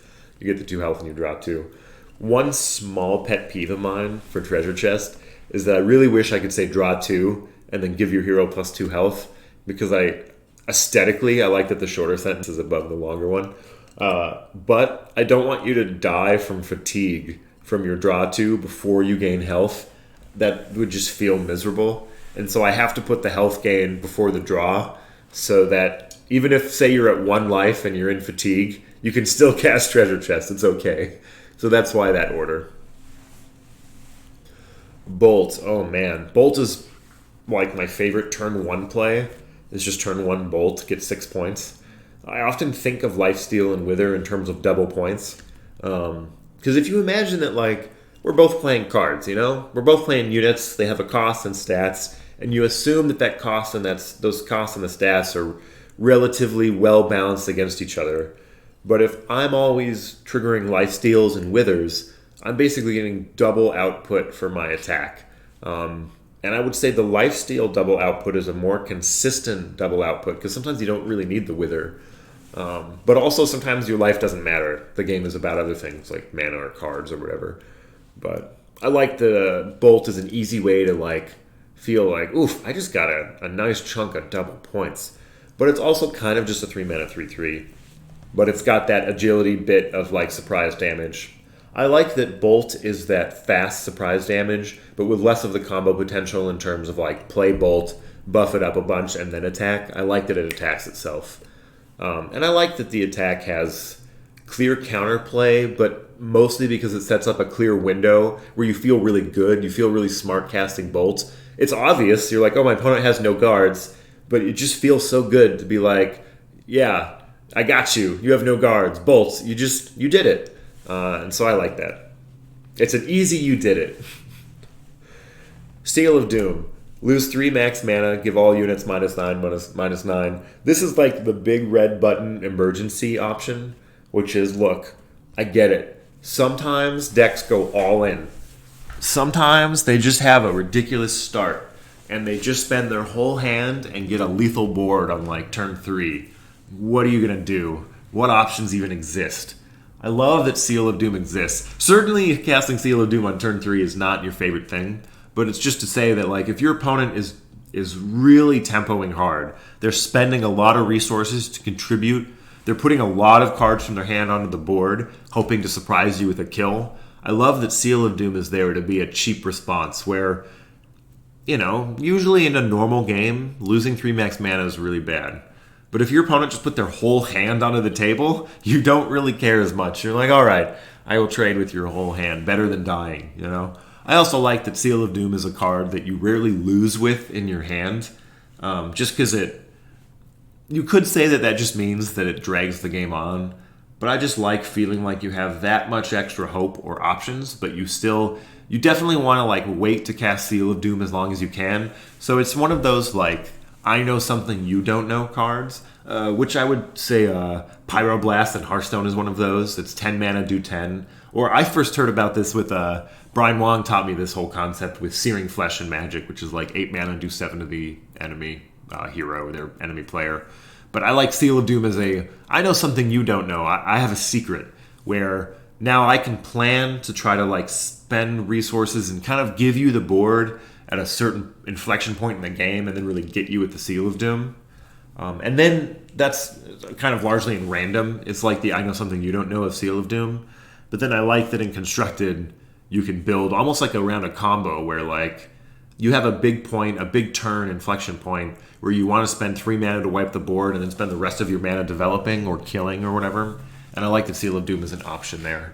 It's one of those not necessarily a good card, but a strong role player. Dominate is, speaking of not necessarily a good card, but a strong role player, that's what I'm trying to do with Dominate, which is, look, sometimes keywords are too good. Sometimes there's a lot of keywords. Sometimes they gave all their units armor or banner or lifesteal or wither. Dominate is all right, if keywords are out of control, Dominate will get rid of them. It's just a consistent, clean answer. And just kind of, I don't know, I had this art.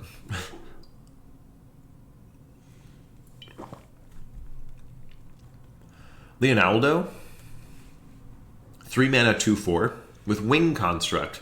Give target unit stealth and +2 attack.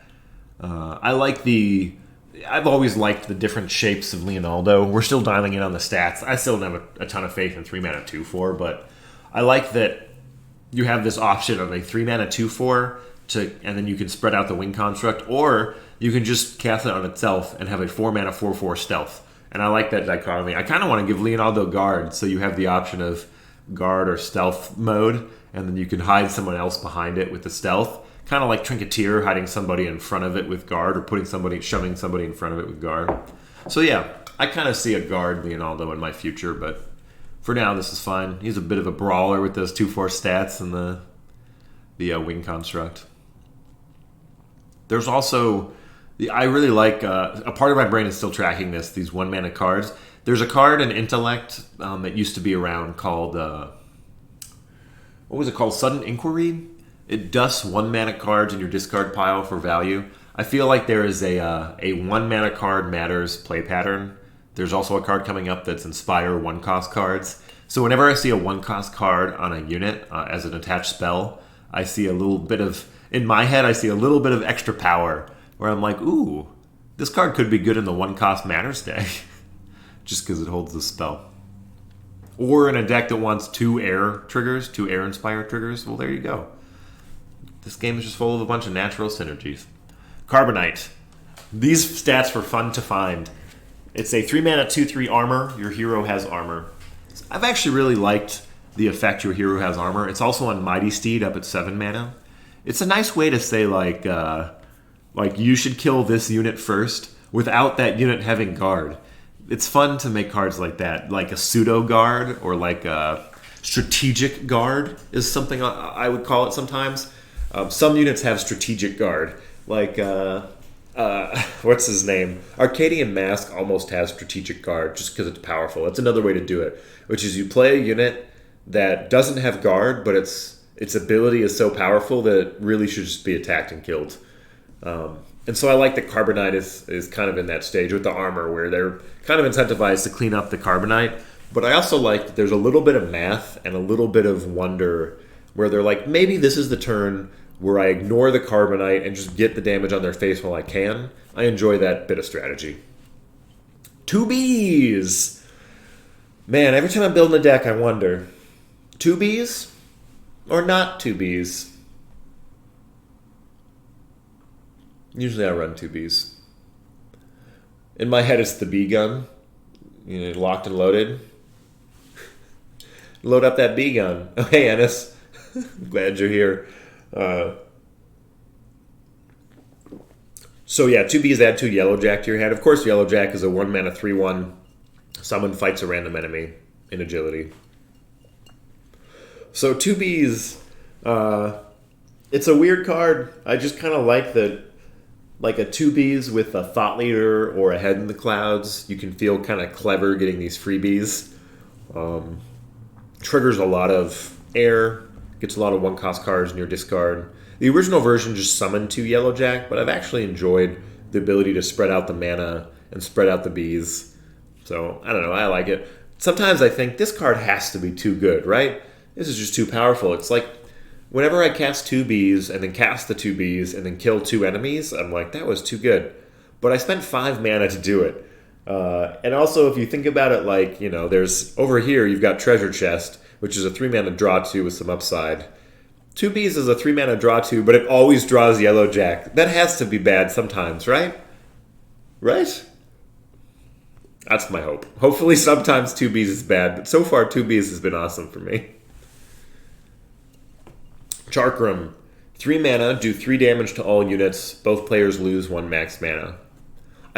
This is kind of an odd combination of 2 cards, or 2 effects, but I've liked this combo.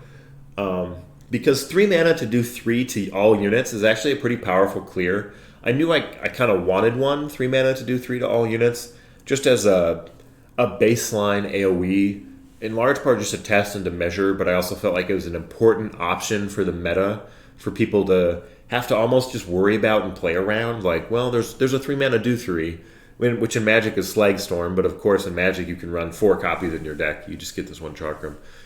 So it's a powerful role player indeed, but I also like pairing it with this both players lose 1 max mana, because it kind of, one, it adds a little extra depth to the card. There's a little extra something there, a little extra spice.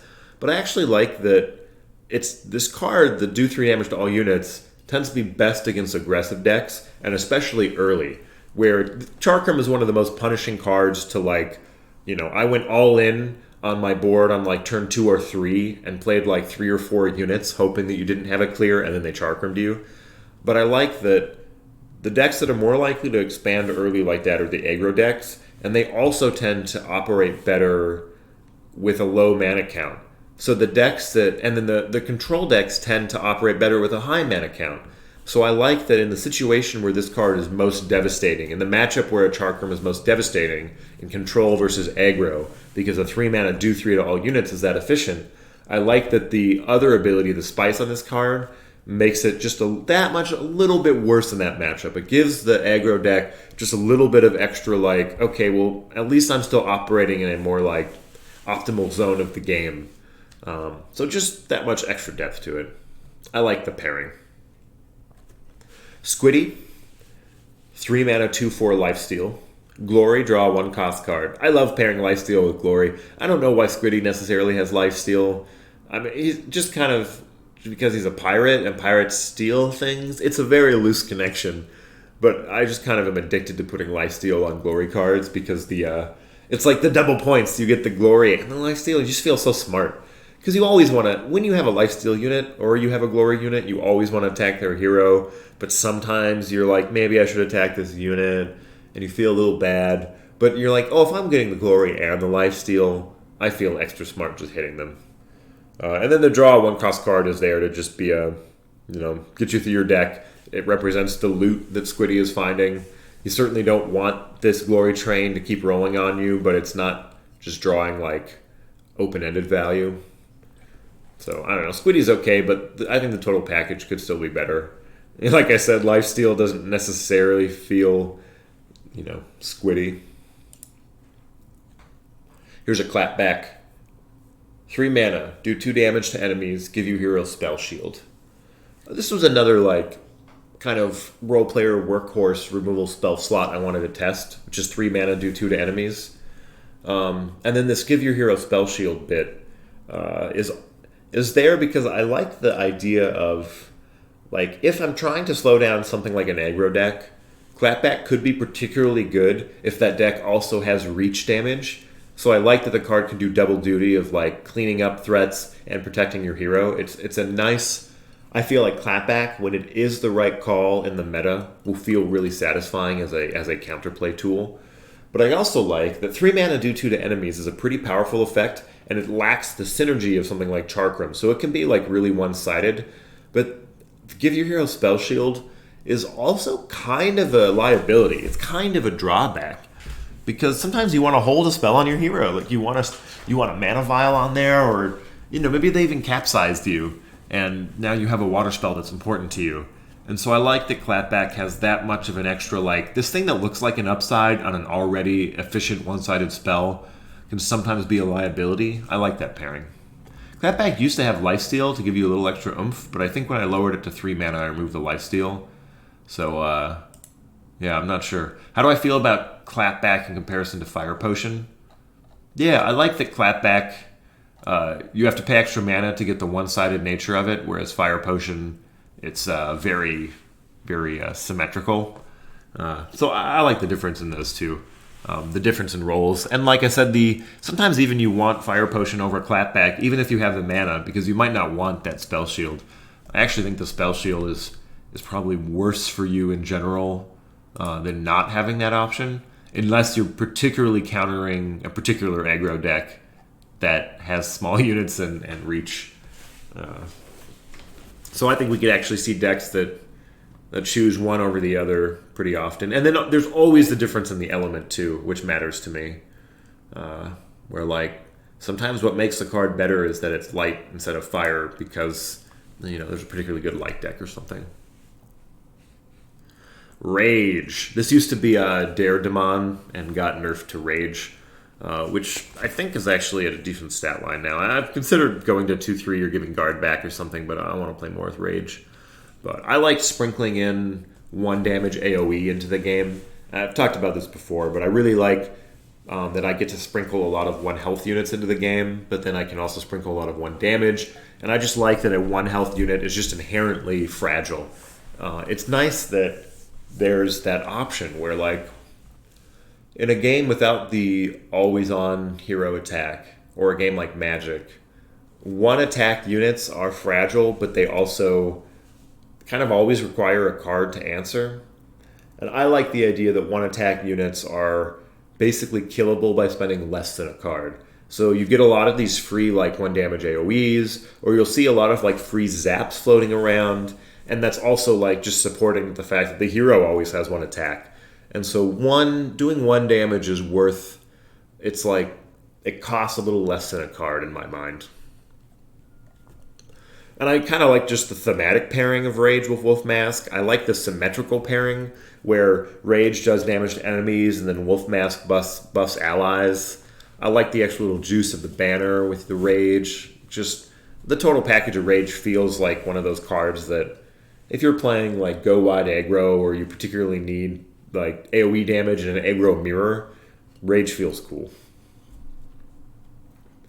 Eradicate is a workhorse removal spell. Man, the 3 mana slot might as well be called the workhorse slot. A lot of these cards, as I'm reading them, I'm like, yeah, Squiddy, workhorse, Clapback, workhorse, Charkram, workhorse, Eradicate, workhorse. Yeah, 3 mana is the get stuff done slot. So 3 mana Eradicate does target unit with 3 attack or less. Just workhorse. Look, if there's small death units floating around, like Totem or Cleopatra, or what's her name, Cleo, the cat, Eradicate is here to help you out. Get that thing out of here. Or if it's just like, you got like a Reefus or something, like really, or even Arcadium Mask, those low attack, high health units, Eradicate is there to say, I don't care how much health you have. Spin Blade. I love Spin Blade. One of my favorite decks for new players. I really hope... I'm trying to build tools that tell new players to say, please, build the Banner deck. Because I feel like Banner is one of the most, like... one of the best teaching tools. And it's also one of the most naturally synergistic with itself. Like going from 1 attack to 2 attack is good, but then 2 to 3 is even better, and then 3 to 4 is kind of even better. Like getting all that extra attack on your hero just feels good. The banner feels really good in multiples. Building a full banner board, I think, is a cool dream for players. So I really want to build cards that tell players, this is good in the banner deck. Try to make the banner deck work. And Spin Blade is right there. It's saying, it's like, yeah, if you want to banner up your hero and then Spin Blade, you can get a really sweet AoE. So I like the dream. But I also like that because the hero has 1 attack by default, there's a really nice base mode where at least you get a 1 damage AoE out of it, if nothing else. But the dream of even just pairing Spin Blade with 1 banner helps the effect so much. So I like the build around here in the strategy. Electric Eel, 3 mana 3/1, Stealth Wither with Zap, and end of turn gets Zap if you have no mana. I like the thematic pairing here of the Electric Eel with the Zap. And like I said, I like sprinkling around 1 damage here or there. I also like that this has a nice repeated Zap quest with the whole like submerge thing we call it internally, but getting to no mana. And so this is a Zap that I do not feel bad about throwing on the enemy hero just to get the lifesteal. And I also like that, I've mentioned this before too, that the end turn gets Zap, sets up a dangling Zap. And I like that because your opponent feels good killing a dangling spell, but like you still did the right thing by getting the Zap. So like it could be start turn gets Zap if you had no mana or something like that. It's a weird time to do it. It could be. But I like the visceral, like, you know, almost like neener of the Zap sitting in play where it's like, I'm going to Zap you unless you kill me. I like that it's just sitting there staring you in the face. It's those little, like, to me, those are kind of the visceral, tangible, tactile parts of card games that still translate to digital card games, where just those little visual feel things to me matter. Full Bloom, give ally units lifesteal and +1/+1, and it has banner. This card is almost entirely because I'm just too afraid to print 2 mana, give ally units +1/+1. I'm just too scared to do it. I think it used to be more scary than it is now when the game had just kind of more stats mattered. And nowadays I think we have enough counterplay and abilities and interactions and things that we might be able to just print 2 mana, give ally units +1/+1. But in the meantime, I kind of like this little extra spicy version that gets 3 mana out of you. I just feel like +1/+1 to your team is in general healthier at 3 mana if you can get it there. So I'm trying this little extra buff. And so far, seeing that lifesteal has felt really nice. I also like that it incentivizes you to go face with the +1/+1 to your team. Because that's kind of like if you're a kind of deck that wants to go wide and then buff your team, you're not doing it because you then want to get efficient trades. You're doing it because you want to kill your opponent with a wide board. And so I like that the lifesteal makes you feel extra good about killing your opponent with the wide board. It's making you feel good doing the thing you want to do anyway. And it's also a way, this is another thing. I think about aggro as 2 different archetypes. Sometimes there's aggro that wants to take the board with stats and then use those stats to kill you. And sometimes there's aggro that wants to sneak in damage until you die. Kind of the burn aggro versus the swarm aggro. And so I like that Full Bloom is helping the swarm aggro and not the burst aggro. And it's actually good against the burn aggro. So if you're playing the aggro mirror, instead of it just being like a pure race, this Full Bloom can come in and be the trump card in the swarm versus the burn aggro, where you're like, look, I might be behind on the damage race in that this, Full Bloom's not necessarily killing you, but boy, am I pulling ahead on that, the burn damage race. Like, that could be really brutal. So I have a soft spot for cards that shine in a particular matchup, such as Swarm aggro versus Burn aggro. I think that's cool. It just creates a lot of natural choices in deck building based on the meta you're trying to solve. Stink Eye, 3 mana, 3/3. One last note on Full Bloom. I think we're a little under on how many of this, like, give your team +1/+1 type effects we have. I think we're kind of under a couple, because it makes it hard to build a Swarm deck with enough consistency. I bet 1 or 2 more of these will go a long way, so I'm still kind of thinking about that kind of thing. Stink Eye, 3 mana, 3/3. What a workhorse. Summon, give the enemy's newest card in hand +3 cost. I love the cleanliness of it. One day I hope that I can make Stink Eye reveal the card, or maybe you target the face down card and it reveals, because I kind of want to see what you gave the Stink Eye. But I also kind of just like that your opponent is like in it, like they're in it by themselves. Like you stink eye your opponent, and then they know what they got stink eyed. I feel like every time I get stink eyed, I'm just like, oh no, I just got the stink eye. And I like that I'm in it, and my opponent's given me this thing that is now my misery. And my opponent can sit back and kind of just like, they don't even have to think about what they gave the stink eye. They're just like, cool, stink eye, you go. And now I'm the one that's like, oh, the stink eye. And I feel like the reveal might make that interaction, not that it makes it worse, but I don't know. I kind of like that it's not shared, that it's this thing I give you with the stink eye. So I don't know if I'll actually add that reveal. This is a debate among designers I've had before of like, if you're disrupting the opponent's hand, but you can't see it, is it still satisfying? Because like you can't necessarily see the impact of what you've done. And I think it's kind of a card-by-card choice. And I used to think more on the side of, you should reveal it and let people know. But the more I play with a card like Stink Eye, the more I think there's something to not knowing exactly how you've wrecked them, so that the opponent feels the misery, like they feel like they don't even know how lucky they got, you know? I actually like that moment of like, they don't even know. Oh, something about it. Hand of Light. 3 mana, give a target +6 health, draw a light spell. Yeehaw! Hi, Red Mage. Hand of Light, just another workhorse card. Like, do you care about health? I think Hand of Light is most efficient when you're buffing an ally with armor, which makes sense, but sometimes you just need health on your hero. It helps you move through your deck. If the first time I make a card that's like draw a light card, I tend to just say draw a light card. But then by the time I get to 2 of them, so like we have Hand of Light, draw a light spell, and we have a light, which is draw a light unit. I kind of like to split them into spell and unit. But you'll often see me, the first one just draws generic, and then once I make a second one, I'll split them. This kind of got hit by that. Yo, Laux. Stone Ray. Set target unit to 3/3, give it chains. This is just kind of an odd snap trap, but like maybe you can use it aggressively to buff your own unit, but mostly it's shrinking enemies and trying to kill them. I like that it's a flexible answer, but still requires interaction. So like, yeah, this could take down a giant Tyrantus or whatever, but it requires a little extra follow through. But to be honest, I look at Stone Ray and I'm like, it's probably a little similar to Snap Trap, and it's kind of a little similar to some other designs here and there. And I don't know, happy to test Stone Ray and keep it around, but it's not my favorite card. Temple Watch. 3 mana, 2/3 lifesteal. Summon, return your bottom dead unit to hand. I really like this card. The return your bottom dead unit to hand can be a little tricky in that it generally doesn't change throughout the game, so it can start to feel a little like you're stuck with something you don't have an influence over. But it's only 1 card, and I actually kind of like that Temple Watch. Like, drawing a dead unit is actually really powerful because the game's singleton. You don't normally get to recycle or reuse things.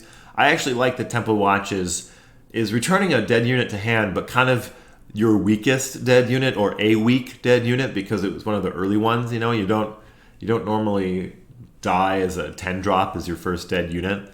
But then you can also build a deck where you only play a small number of particular units that you really want to recur. Like maybe you just play Flame Phoenix and Temple Watch and you get 2 Flame Phoenixes. I like that you have that option, but mostly you're happy to just like run out Temple Watch and get your 1 drop back.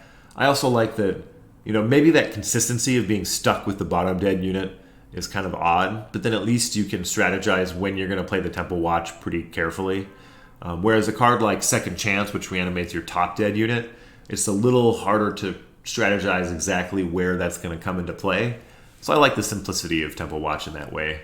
And then the lifesteals there is a little extra catch up. I took off, guard, but the stats are fine to me. Sabletooth, guard, 3 mana 4/2 guard, and death summon Elderwood. This came out of the double block project. One day I gave Coulter, hey, design me some cards that block twice, because aggro was doing really well at the time, and it was hard to get enough guard pressure. If you really wanted to prioritize blocking, it could be hard, and especially against go wide aggro. So I liked that Sabletooth comes in and blocks twice. Coulter design was just nice. I've liked the 4/2 stats myself. It feels like because it's a card that replaces itself, it draws a 1-cost unit, but through a kind of a rigmarole. But because it replaces itself, I like this a little vulnerable. But the 2 health is just the right for me, where even if you will punch this with Banner, taking 4 kind of hurts.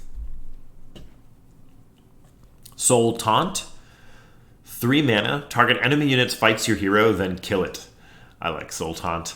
The original design was like kill an enemy and take damage equal to its attack. And this is, I think, a slightly cleaner version, but also I like that Soul Taunt will trigger enemy lifesteal and it will trigger enemy glory. Oh man, it's like it can be so hard to trigger a glory, but accidentally triggering your opponent's glory for them, I think is kind of funny.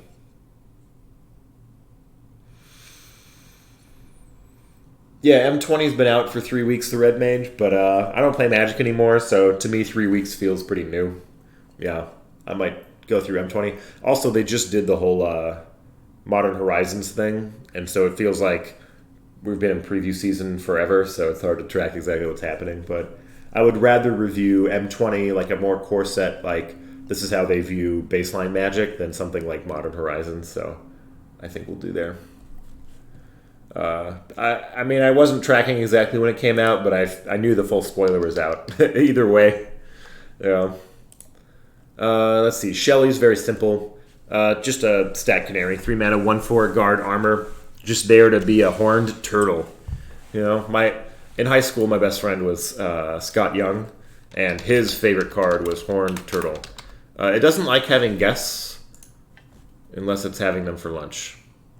Except that's the wrong flavor text. Horned Turtle, Classic, 6th edition. Nope. We want the 7th edition Horned Turtle. Yeah.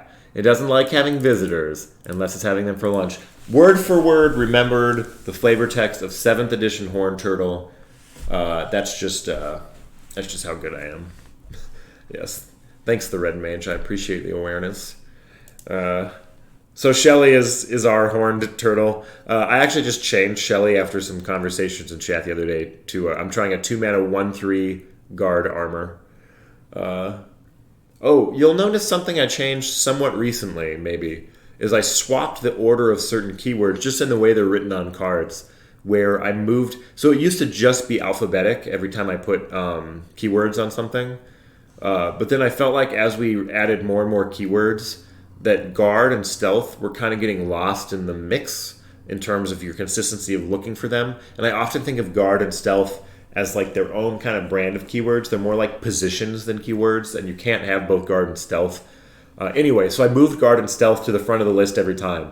So you always see what position a unit is in before you see what skills it has, if that makes sense. So a small quality of life improvement that I've enjoyed. Now that I see cards like this, where I see the order guard armor, I'm on board.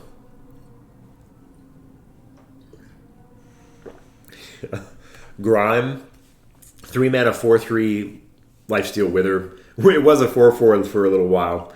Another stat canary. I like the idea that there are some units that don't have guard and don't have armor and don't have banner. To me, lifesteal and wither are kind of a different class of keyword where they only care about when I engage in combat kind of thing. So I like the idea that there are some units that are stat workhorses that don't have a spell or those other kind of keywords, and that maybe aggro will play them just because they like something like a big statted unit, like a Tarmogoyf or whatever.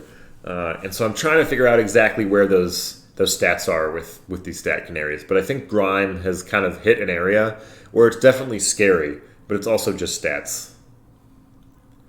Dark Mutation, just trying to make some curse cards. Curse is a funny one because Curse is one of the swingier enchantments, but sometimes like there's a 1 mana give curse to an enemy that just gets real blank in the late game.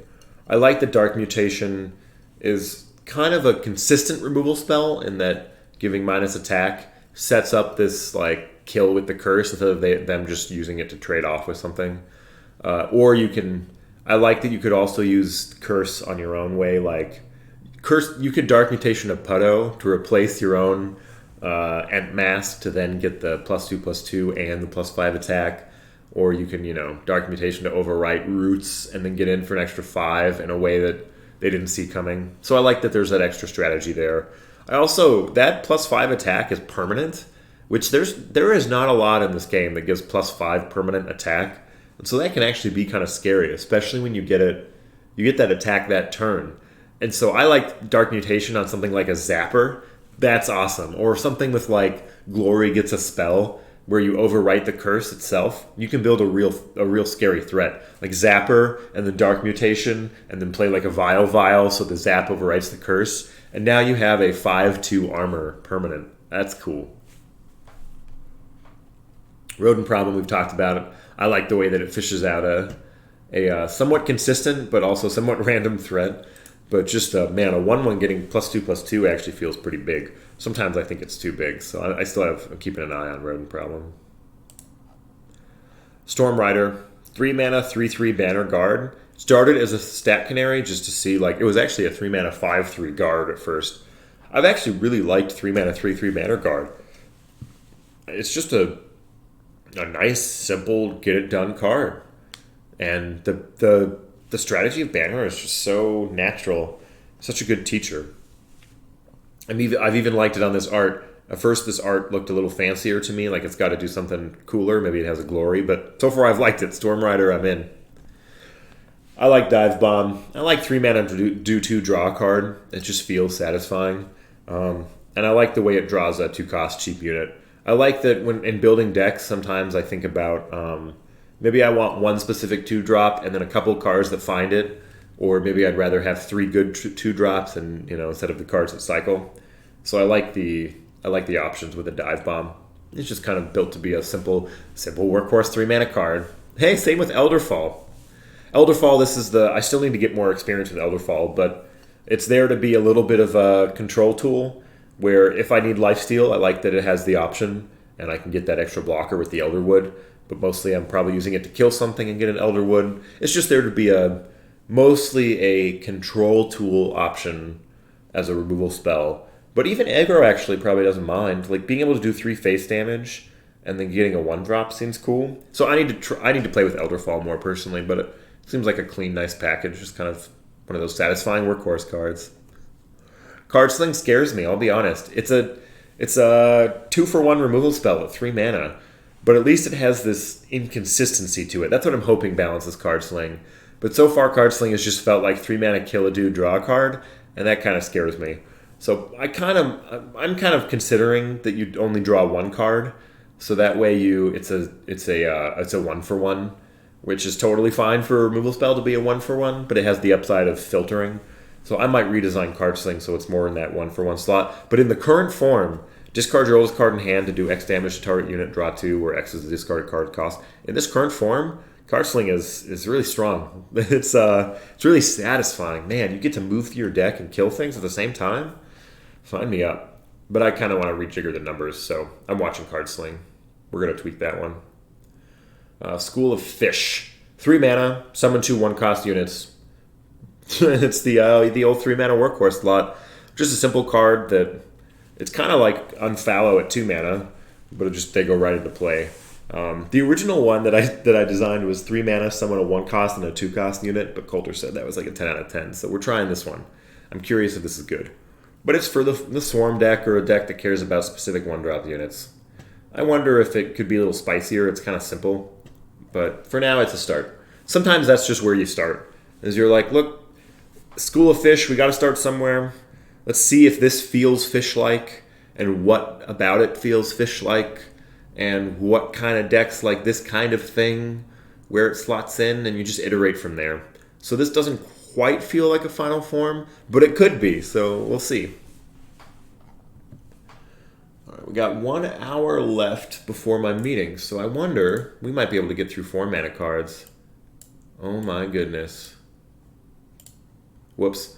Yeah, the filter highlight thing can be a little awkward sometimes, but there we go.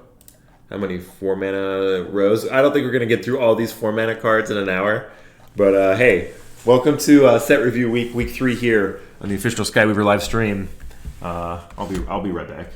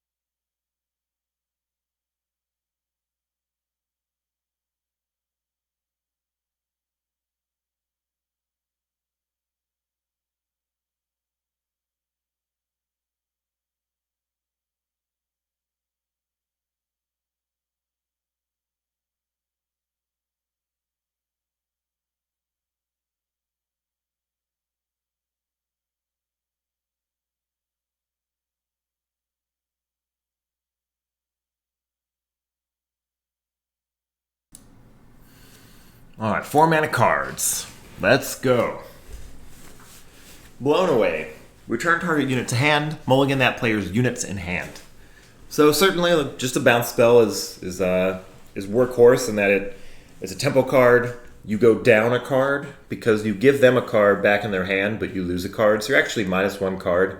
So bounce spells are kind of underpowered in that way, generally. You need a little extra juice. What's nice is that mostly what you use these cards for is to get ahead on mana. So your opponent plays an expensive unit, and then you bounce it. But Blown Away is a little weird. I like pairing the mulligan that player's units in hand with the return a unit to hand. Because you're going down a card, you want a little extra juice. And I like that the Blown Away means that, yeah, you're bouncing unit to hand, but you're also kind of putting it back in their deck so they might not just draw it. But it's not just the same as put a unit in its deck, which is a 1-for-1. A part of me still hopes we could get Blown Away down to 3 mana at some point, but I'm still kind of learning where the bounce spells can go. The kind of unconditional, get that blocker out of the way kind of thing, or make you recast it. I'm still learning what that power is. So Blown Away to me feels like one of those cards that does the job it's here to do, but isn't the most exciting to actually like put in your deck. Moonbeam, I think Moonbeam is on my list for this card might be too powerful, but also it serves a very clean role of if you really need to kill units as a control deck, this feels really good. Even though it's an aggro deck, it still feels good because you can spend your health, and it doesn't really care about them having like armor or spell shield or something.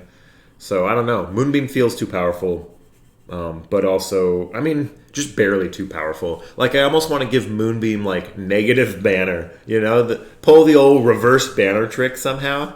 I'm not sure though how to turn Moonbeam down just a little bit. Like give a unit -3/-3 and get 3 health for 4 mana doesn't quite feel right.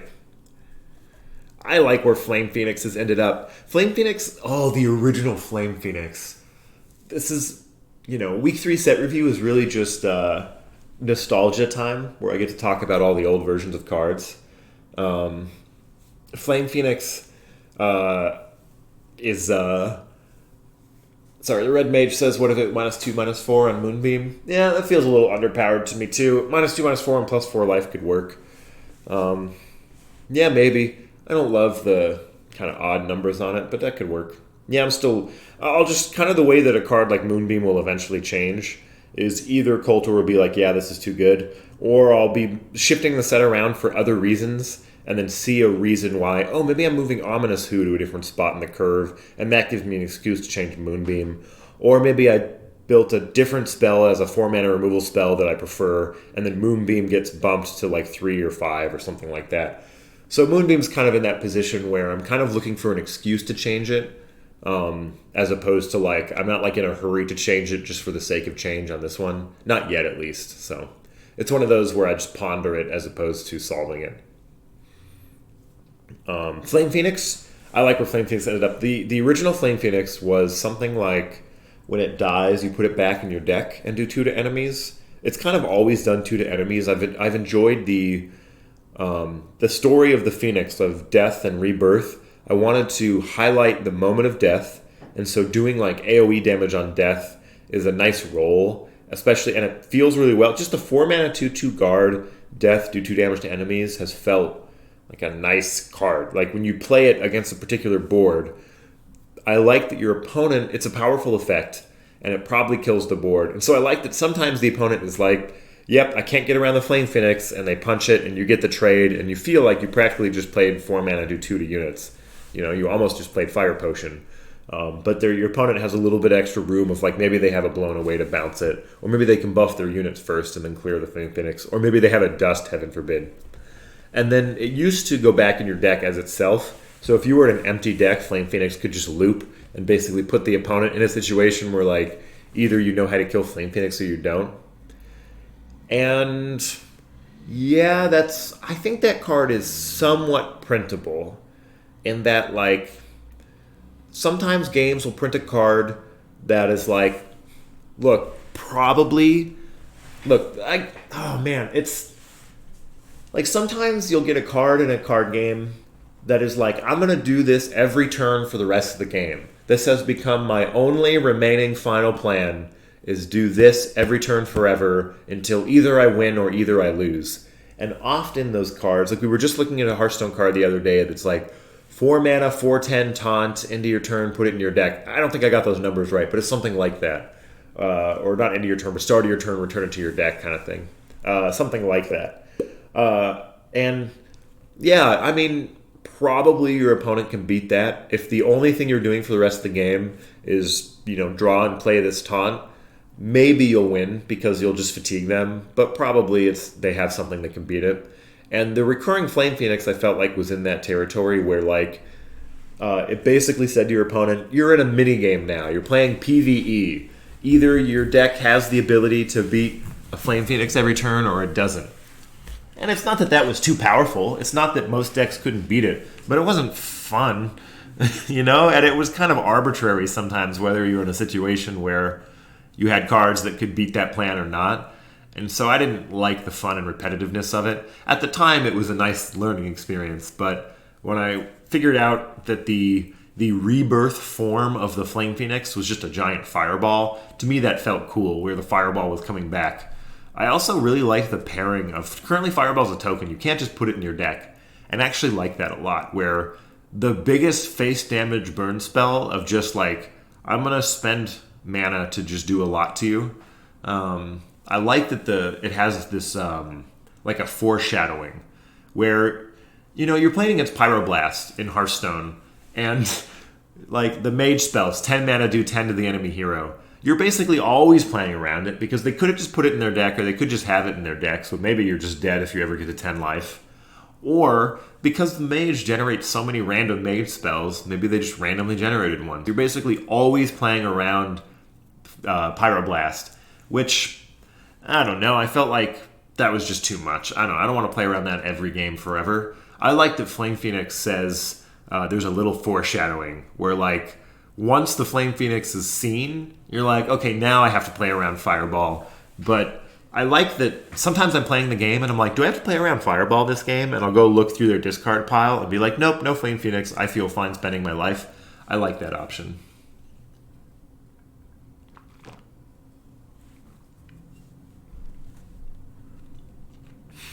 Yeah, Pyroblast and Magic is different, yeah. Doesn't necessarily do face damage, but you do play around Pyroblast. Reinforce, 4 mana, summon 2 Armored Guard, give metal allies +1 health. This recently got nerfed to only buff metal allies, but I've enjoyed that. Metal allies often have armor, and those are the ones that feel best buffing +1 health. And Reinforce teaches you that in a single package, because Armored Guard is a 2/1 Armor Guard. And so I like the package of 4 mana, you get 2/2/2 Armor Guard. It's kind of like Serenite Chain Gang, if you think about the stats of it. Serenite Chain Gang is a Hearthstone. I'm not even going to show it, but it's a Hearthstone card that summons 2/2/3s with taunt. And a 2/2 with guard and armor is kind of like a 2/3 with guard, but it's a little better. I've liked Reinforce just as a card. Leverages one of our simple tokens in a kind of a new way. And I've actually really enjoyed, as the design space of summon this simple token, but then buff it in a small way, I've actually really enjoyed. There's summon Wall of Dead is summon Zomboids and give them guard. Firemander or Mothermander is summon Firemanders and give them stealth. This is summon Armor Guards and give them some health. And then I think I recently put in the set summon a Zomboid and give it stealth. And so I actually really like these simple tokens with a small buff. It also helps you notice where those cards came from. So if you just see a Firemander, you're like, oh, they cast Firemander. If you see a Stealth Firemander, you're like, oh, they cast Mothermander. Or they probably did. So if you see a 2/2 Armor Guard, you're like, oh, they probably just cast Reinforce, as opposed to just playing 2 Armor Guard or something. It just helps you kind of track where things are coming from and what made what's been played. It's all part of that just naturally helping players track the state of the game. Zythe. I like Zythe. 4 mana, 3/3. Banner, Lifesteal, Wither. Your hero has Lifesteal and Wither, and it's got Chain Toss. Sometimes I think that I really like your hero has Lifesteal and Wither just as a card, as an effect. It feels really nice. And sometimes I wonder if I'm kind of spending too many cool bullets on one card. Like maybe your hero has lifesteal and your hero has wither should be on different cards.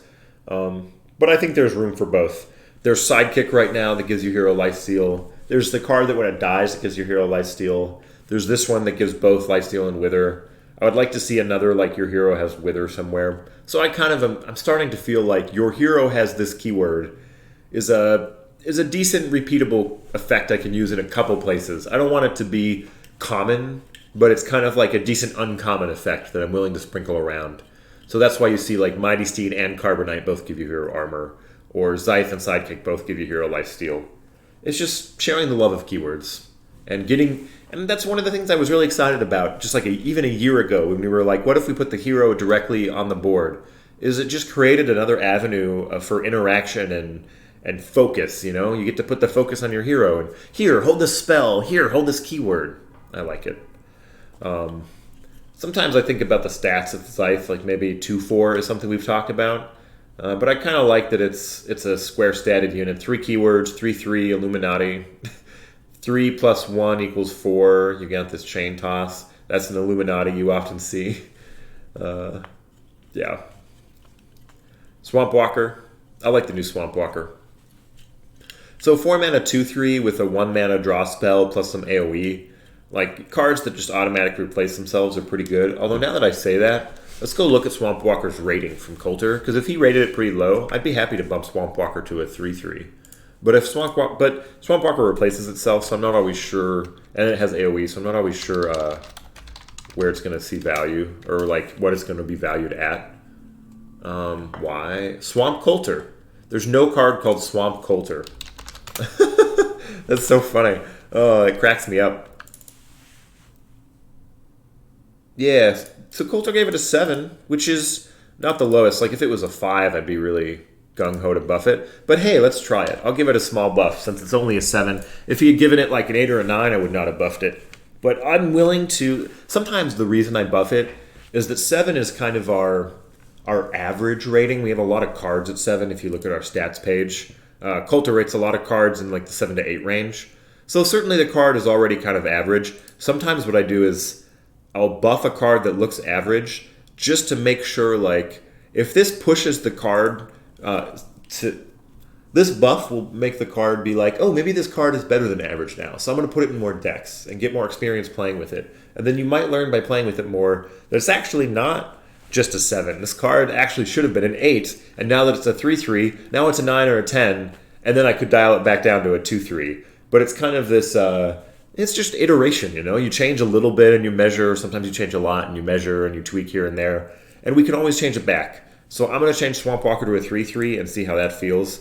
Personally, I like something about the aesthetic of 5 total mana for a 3/3 draw card feels a little right to me. Something about that 5/3/3 draw card aesthetic I'm on. So, all right, Swamp Walker. Inspire Wither used to be more powerful. It used to spread +1 attack amongst all your Wither units. I like that this is a little less like build around a bunch of Wither units and kill their face with it. I like that this is feels withery. You're spitting out this Wither ping, pop, pop, pop, pop. I also like combining Wither with random damage because it softens the RNG of who got withered, where at least you're getting the double points of lowering their attack as well, which... it's like, say your opponent has a 3/2 and a 3/2, and you do 1 random damage to enemies twice. And so you're hoping that it goes ping ping and kills a 2/2, let's say. That's kind of your hope, is like, let's kill a thing. But if it goes ping ping, and they're left with 2/2/1s, or 2/3/1s, well, at least you can clean it up with your hero. I feel like the wither on that ping ping, when it doesn't go your way, it doesn't stack on the thing you want, that wither still makes the RNG feel a little more in your favor, a little softer. And it helps your hero then clean up things that might not have been killed by the ping, but you still want it to die. So I like combining wither with the random ping. It just Similar to the lifesteal, although in a different way. Lifesteal on a random ping is saying, oh, if you're casting this on an empty board to get the guaranteed face damage, you feel that much better about it. It's almost like that's how you're supposed to use that random ping, is against an empty board where you know you're doing face damage. And the way you're supposed to use the random ping from Swamp Walker is when they have units, so you know you're getting the wither damage. It just kind of helps guide the RNG in a way that feels more almost under your control or more rewarding. Yeah. Kavu Climber is an OG 3/3 draw card, I believe. Okay, Soul Pact. Soul Pact used to just be 4 mana, lose 1 max mana, summon the beast, which was pretty strong. That was very strong in aggro for a while. Just the consistency of a 4 mana the beast, which of course is a 6/6/6 guard banner. So then I added that extra kill ally units clause, because what I found in playtesting was that the beast was most scary when they were able to develop a board and then double down on that board with the beast, and then they don't care that they're down a mana because they've already developed their board with their mana earlier. And so that's when I found that Soul Pact was the most backbreaking. And so I like that this retains the ability for the beast, for Soul Pact to be good on an empty board just to develop. You still get a 4 mana the beast, but it restricts you a little bit. I also like that it creates a loud moment when you want to cast Soul Pact. Sometimes cards with drawbacks, something like lose 1 max mana, can be kind of, you're like, well, I don't want to cast it. Like, I don't know, it's not right. And so you always kind of find an excuse to do something else. I like that the drawback with kill ally units makes it very loud, like, oh, your board is empty right now? Maybe this is the turn where you want to cast Soul Pact. So it makes you feel that much better about opting in to when you use your card with a drawback. So I've liked the way the total package of Soul Pact has come together. Oh, you just got the 6 mana 6/6 the beast. Yeah, it's the beast. When I saw this, well, actually it was different art. Rubble Devil was the original the beast. But when we first had a card that we named the beast, I was like, well, we have to have a dark 6 mana 6/6 the beast. That's kind of been in the set for a long time. And then Guard and Banner came about and let the beast stay simple, and I've been happy with that. Like, the beast doesn't feel like a spellcaster. The beast is a brawler. And the beast will, protect you, but sometimes you make a deal to get the beast, and maybe you're not into that deal. This is also, there's something about card design where maybe the beast itself wanted to be more complex and have a drawback kind of built in. But I actually kind of like that the beast itself is simple and focuses on the stats. And the drawback of, the deal with the devil to get the beast or whatever is built in on something like Soul Pact instead. So you kind of get the similar story without having to make the beast itself as complex. So there's something to that design lesson that I've been learning in Skyweaver about where to spend complexity and where to tell stories and how you can actually split stories up a little bit. Actually, there's another card that I felt like another area where I'm splitting stories up a little bit that feels new to me as a designer that I haven't felt on other games, where I'm thinking of Putto, where you look at Putto and he's got this Ent mask, and you could kind of say like, well, he's not wearing the Ent mask, like, why does he have Ent mask? Where is it? But sometimes I'm like, well, it's right here. Like, here's Putto, and then he's holding this Ent mask. It's this Ent mask right here. It doesn't have to be in his art. So there's a little something in my head about how you tell stories with cards and the stories between the attached spells and the units and the stories with the keywords and cards that generate cards. And I've just kind of enjoyed the, as a nerdy card game designer, there's some fun little design experiments and lessons and ways of telling stories that I've had a fun time exploring and understanding myself. The number of the Garuda, 666. Yeah, Garuda is another 6/6 for 6. It's funny, the 666 is actually a really satisfying stat line. Like, I want to print some, but then how many can I make because it starts to detract from the specialness of the beast. But beast won't be the only 6 mana 6/6, but I've definitely redesigned other 6 mana 6/6 guards that were in dark so that they look less like the beast. Blood Moon is a standalone spell. I like 4 mana, give ally units +2 attack as an incentive to build a go wide swarm kind of aggro strategy. There's a very it's the Trumpet Blast, Magic has Trumpet Blast, which is often a limited archetype in Magic, where you're like, draft a lot of cheap weenies and go wide, and then play Trumpet Blast. Attacking creatures get +2/+0 until end of turn. That's a pretty satisfying strategy in terms of like, if you're the type of person who likes to go aggro and go wide and kill your opponent in kind of one big flashy pump swing. It's like aggro, people who like doing multiplicative aggro math, where they're like, oh, I have 6 units times 2 is 12 damage. And then you look at their health and you do the math and you're like, I have lethal. And then you execute. And that's the moment you've been building towards as like the swarm aggro player. You're like, that's your favorite moment, is when you get to do like big multiplicative math that adds up to lethal. And then you execute it. And so Blood Moon is there for that player who's like, hey, cool, look, you found lethal. And for Blood Moon to do that role best, it should probably be 3 mana. 3 mana, give allies +2/+2. And honestly, that's probably balanced, but I would also imagine it's probably really good.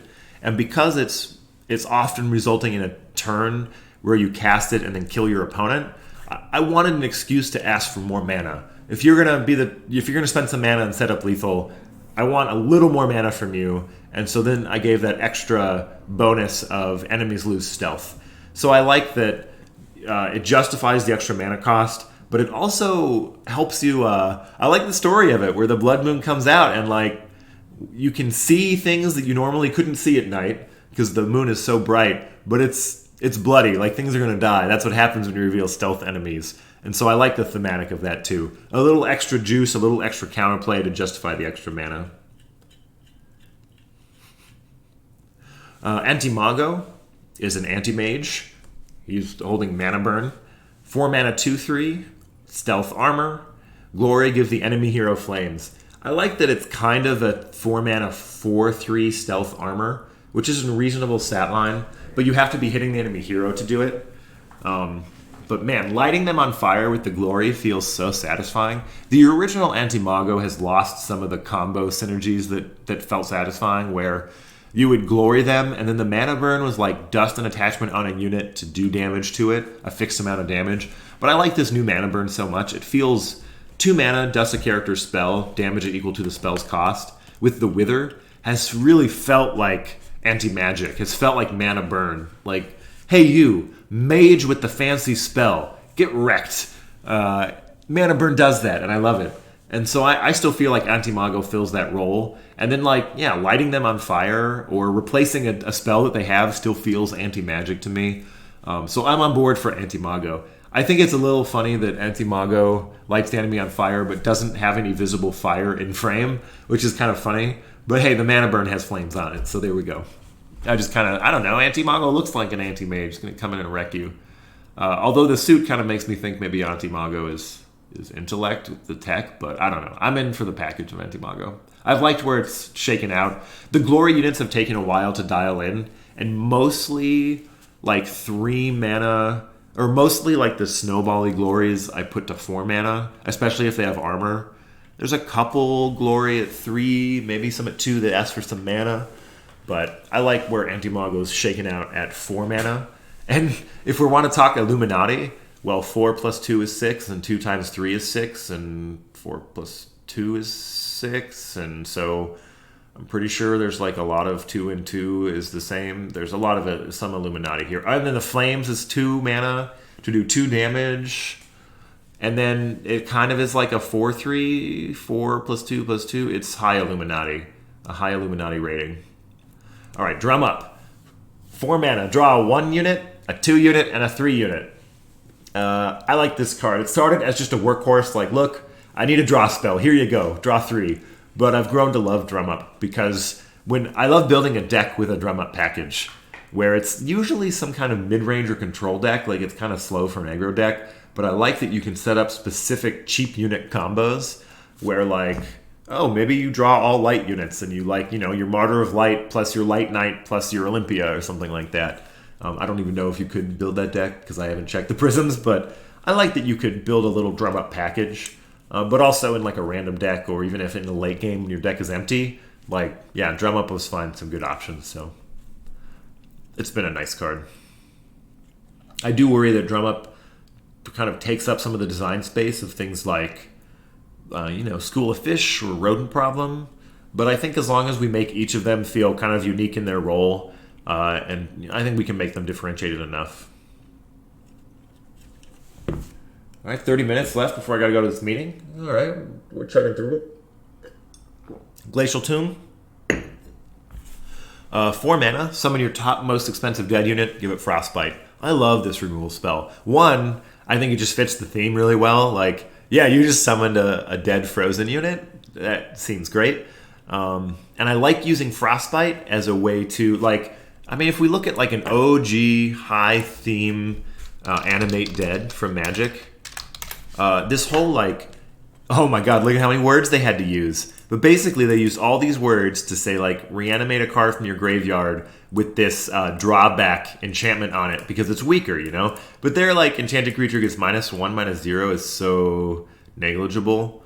It certainly it happens and it can matter, but it's small. But in this vein of, you know, resummon a dead unit, but it's a little weaker as a way to kind of compensate the fact that you just summoned it from discard, I like that compensation on Glacial Tomb a lot. I like the symmetry between 4 and 4 on the Frostbite, so if you want to reanimate and remove Frostbite, it's actually like an 8 mana spell. So you're kind of incentivized to reanimate units that don't mind having Frostbite, like maybe they have a death effect, or can overwrite their own Frostbite or whatever, or they're just big enough that they don't care. But I also like that Glacial Tomb is bad at reanimating spells. Because reanimating and reusing a spell can be pretty good, but Glacial Tomb is like, nah, dog, you're reanimating stats. Don't try to get tricky with bringing a spell back. But that like drawback, it happens in such a natural way. Like you don't even really notice it at first, but you're like it could say like summon your top most expensive dead unit without a spell, and it would be pretty similar. But I like that it might even be better because you might not accidentally summon a thing you didn't want to because the power was in the spell. But I like that it's a natural, discoverable drawback where you're like, oh, I'm smart, I get it. Don't reanimate the spell unit. And it's a nice counterbalance to a powerful card. Necromancy has a downside. I think Necromancy has just upside. I think Necromancy has the upside of if you cast it at instant speed. Oh, it does have the downside where if you cast it at instant speed, you then lose the unit. But usually you're like, oh, cast at instant speed to block. But you can just sorcery speed out Necromancy to get it. Oh, it does have when Necromancy leaves the battlefield, that creature's controller sacrifices it. So I guess there's that drawback where it has to keep the Necromancy.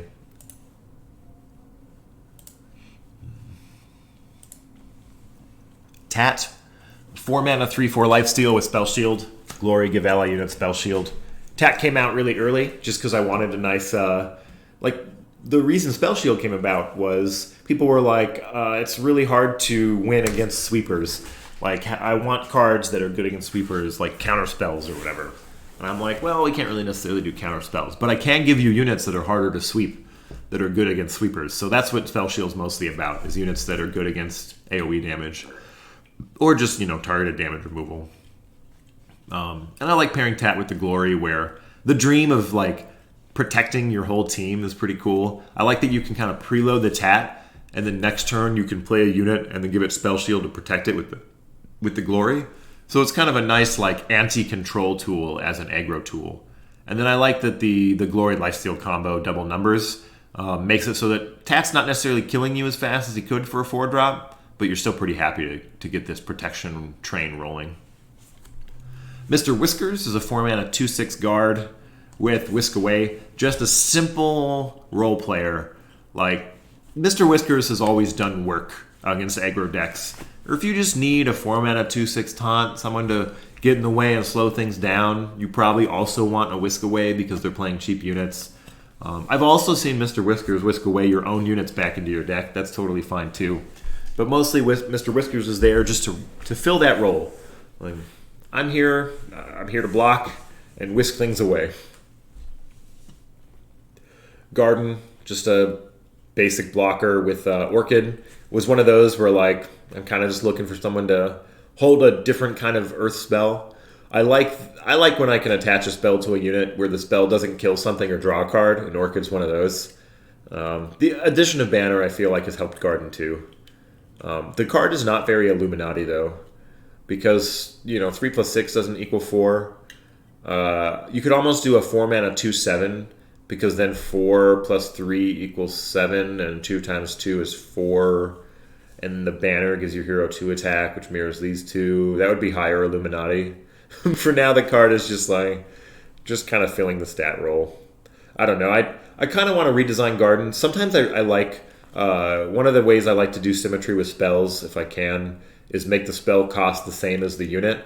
So that way you kind of the math is almost a little easier. I don't always do it, but I like the idea that I can pay double to get kind of double the impact. I mean, not literally double the impact, but paying double kind of feels natural. So you see me do that trick a lot. So I could see a 3-mana Garden, but I probably thought I was just overloaded on 3. Oh yeah, there was the Bloom Bark at 3 too. I probably didn't want Bloom back. Bloom back? I want that Bloom back. Although, because Bloom Bark restores 4 life, I could see Illuminatiing Bloom Bark up at 4 and Garden down at 3. Anyway, these are the things I think about looking at cards. Zapita's a weird one. Oh, Dance of the Dead. Yeah, Dance of the Dead's weird. Sounds like a weird one. Zapita. This card, something about it, it's weird. It has a lot of different pieces, but it just feels it's a total satisfying package for me to cast. Something about it. It is a kind of an AoE damage card. It does tiny packets of damage with the zap plus the banner, and then even the 2/2 Wither is another little tiny package of damage you're threatening. So it does these. It is a card that's good at doing kind of value grindy packets of interesting damage with a little bit of Wither and lifesteal in a way that just feels kind of like smooth and high agency. When I look at this card, it looks like it's kind of a mess, but when I play it, something about it feels like a cohesive, satisfying package. And I like the banner unit with draw a banner because then you can get the double banner, which feels good. So now you have 3 attack. So one card that gets you to the double banner is nice. And in general, cards that draw cards, I often like to keep fragile. You're like, wait, but Reefus is a 1/6. And yeah, fragile in your own way, like a 1/6 is fragile against something like Wither. But I also like that this Zapita, which is a banner unit that draws a card and gets this value from the zap immediately, is easy to clean up with another banner on the other side, just to clean up that 2 attack. And you don't take too much damage for it with the 2 attack. Griff Scout has come a long way. It used to be a 3-drop and was definitely one of those 3-drop snowballers because these armored guards will protect the stealth Griff Scout. I've really liked Griff Scout at 4-drop. Just the 4 mana for a snowballer, you have to wait another turn to get it out into play, especially now that we added Big Mana Vial. And there's just enough extra counterplay there. Getting your first armored guard off a Griff Scout is not necessarily as game over as it used to be. I also just like the thematic of this scout, the Griff Scout and the soldiers kind of fighting together. I think it feels scouty. I was just happy with where the flavor shook out. Gift of Swords. Gift of Swords is like a very top-down design where I'm like, I don't know, what is it going to do? Like buff exactly 3 allies? Like, I don't know. But I like this kind of recruitment angle. We were like, here, have some swords, join the team. And one thing I like about Gift of Swords is it's one of those, it like marks the units, where when your opponent plays a unit and it has green attack already, you're like, oh, it must have come from Gift of Swords. And it just kind of helps you track where these cards are coming from and what's generating them. And so when you can kind of track how many cards they've played with the +1 attack and that sort of thing. But it's just a simple draw spell. It used to be like 5 mana and give them +1/+1, but the 4 mana drum up has felt kind of fair, and so this Gift of Swords with some extra attacks has seemed alright. And Gift of Swords is also there as draw 3 units, because random, it's really helpful to draw 3 units. Units are really helpful. So it's also there to make sure in the starting Prism of Strength, like here, I'm just shoving units into your hand. Please, have units. Here, have some swords. Mother Aethera. Someone, Penultimate Lie in the chat lately, has been a huge fan of this card. This has been a fan favorite for a while, an OG powerhouse. The newest Nature's Grasp summoning 2 Elderwoods is huge. I'm still pondering that, but so far I'm in. The card's pretty Illuminati. I mean, you get 2+2 is 4, and then a 4-mana spell, and you get 2 Elder Woods, and maybe the cost on the roots is not high Illuminati, but I like Mother Ethera. It's another one of those where you can pay double and feel like you get double the effect. But Mother Ethera, sometimes you dangle that Nature's Grass. I hate dangling that Nature's Grass, but the snowballing trained nature of Mother Ethera, getting that Elderwood immediately to protect it on the stealth is nice. And I like combining stealth and guard cards just to teach how those interactions work just through one card. So it's been good at that. So I like Mother Ethera. I don't love that for 8 mana you not only root enemies and set up a snowballer, but you also kind of guarantee that you're drawing 3 1-drops. It's just a lot of extra value comes out of Mother Ethera in a way that might be misleading. It might be hard to tell that you lost because they drew 3 cards from Mother Ethera because they were all 1-drops, but I'm keeping an eye on it. Part of me kind of wants to bring Nature's Grasp down to 1 Elderwood, but it just weakens it so much. So I'm keeping an eye on Mother Ethera. I want her to be awesome, so I'm trying to make sure that stays true for a while. Head in the Clouds I like pairing the draw an air unit and spell. I like getting a unit and a spell of an element combo as 2 cards. It's a nice way to kind of add a little extra spice and flavor, possibly in deck building, and a little extra diversity, and a little less variance, honestly, of if you just drew 2 units when you really needed units or 2 spells. I just kind of like the when I can do it to get a little bit of that theme and that depth there. And then for the air play pattern, I actually kind of like this cost reduction thing with air and just the fluidness of air cards moving through your hand and getting cheaper and stuff. And part of that is I like thinking of air cards as maybe slightly overcosted and a little fragile, but also powerful and a little combo-y. And so you're incentivized with the air deck to find ways to make your cards cheaper so that that kind of narrow, expensive impact can feel powerful. So I like setting up this idea with air cards that something like Head in the Clouds is there to make them feel more properly costed. Or more aggressively costed, I guess.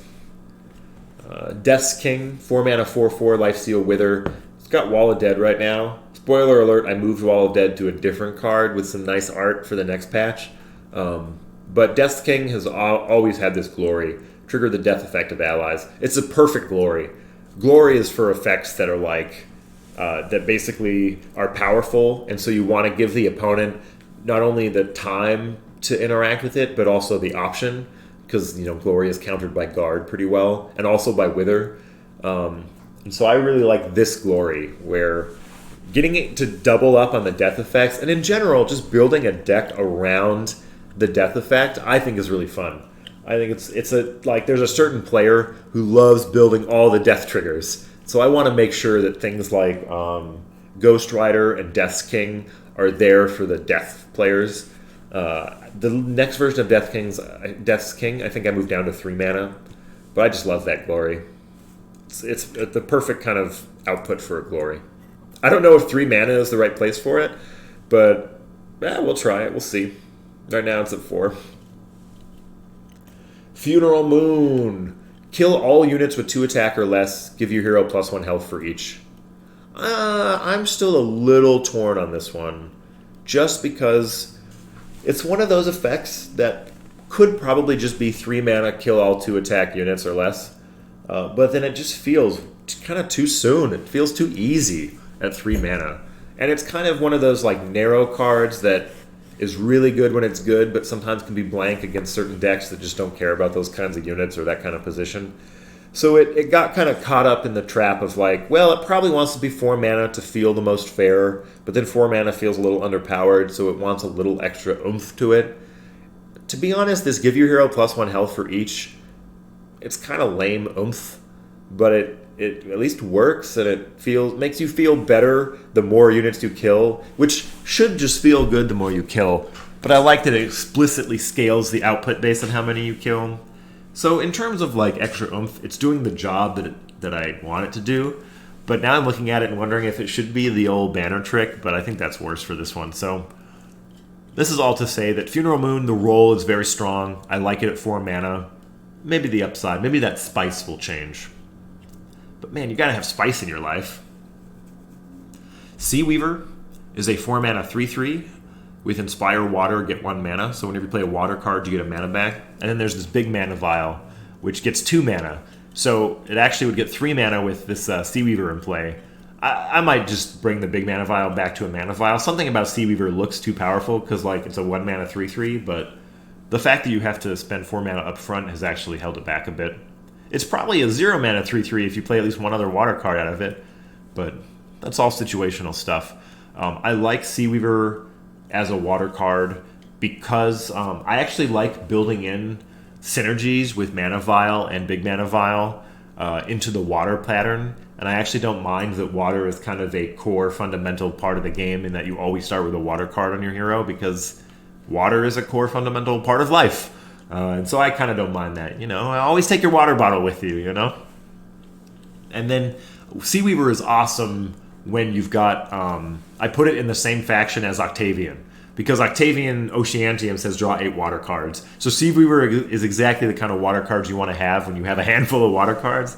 So it's there to help you flood the board with water cards. I kind of like that water has this cleansing and flooding feel to it, which all leverages the mana vials too. Dirge I'm really happy with.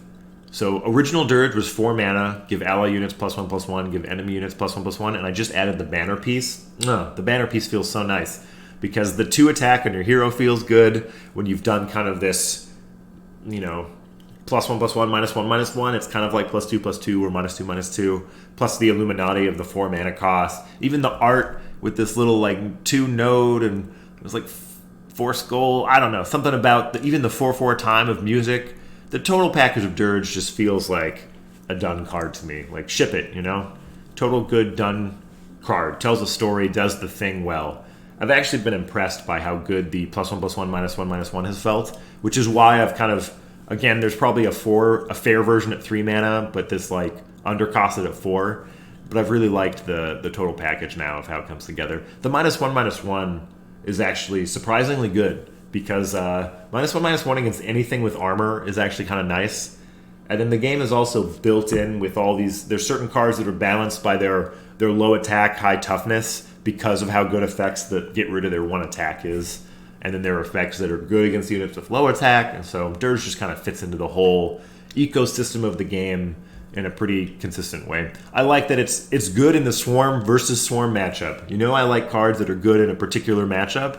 So if I'm playing Swarm and you're playing Swarm, Dirge is perfect. So if you want to win the mirror, go for it. Spite and Malice is a weird one, but I like that Spite and Malice is weird in that the cards that it synergizes with are kind of weird, but as a baseline effect, it actually feels pretty natural. It's a 4 mana 2/2 guard, and when you play it, you summon a stealth copy. It has to be play because if it's summon, it'll just summon infinite ones. I don't like that if you cheat a Spite and Malice into play, you don't get the stealth copy. So part of me is wondering if I could spend a little extra complexity or something to get that to happen. But right now, it just uses play. And I like that as a single card, it sets up the whole oops, excuse my speakers. That's the meeting invite sounding. I like that Spite and Malice teaches the guard stealth interaction. But then if you buff it in your hand, then you're duplicating those stats. So if you Gift of Swords to Spite and Malice, you get a 3/2, and then you play it, and you also get a 3/2 stealth. So you're kind of there's this little buff in hand quest built into an otherwise somewhat straightforward card. The buff in hand quest might be a little too much to ask for at this moment, but the card is serving its role, and it's setting up the dream, so it's doing the job. All right, Oliphant, I'll probably stop at the end of this row with Oliphant, and then get ready for my meeting. Oliphant is just a workhorse at 4 mana. 4 mana 3/6 guard. It used to be a 3/5, got a small buff. I like it. Oliphant feels a little... Personally, it feels too similar to Garden, which is another reason I'm kind of maybe I want to change the Garden. Just how many 4 mana 3/6 guards does Earth need out of the first set? But I like Oliphant more.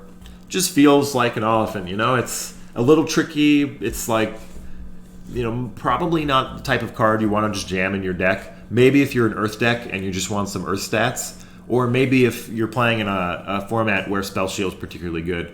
Or I also like the idea that you could build around the Spell Shield so that you play AoE damage, but you don't kill your own units.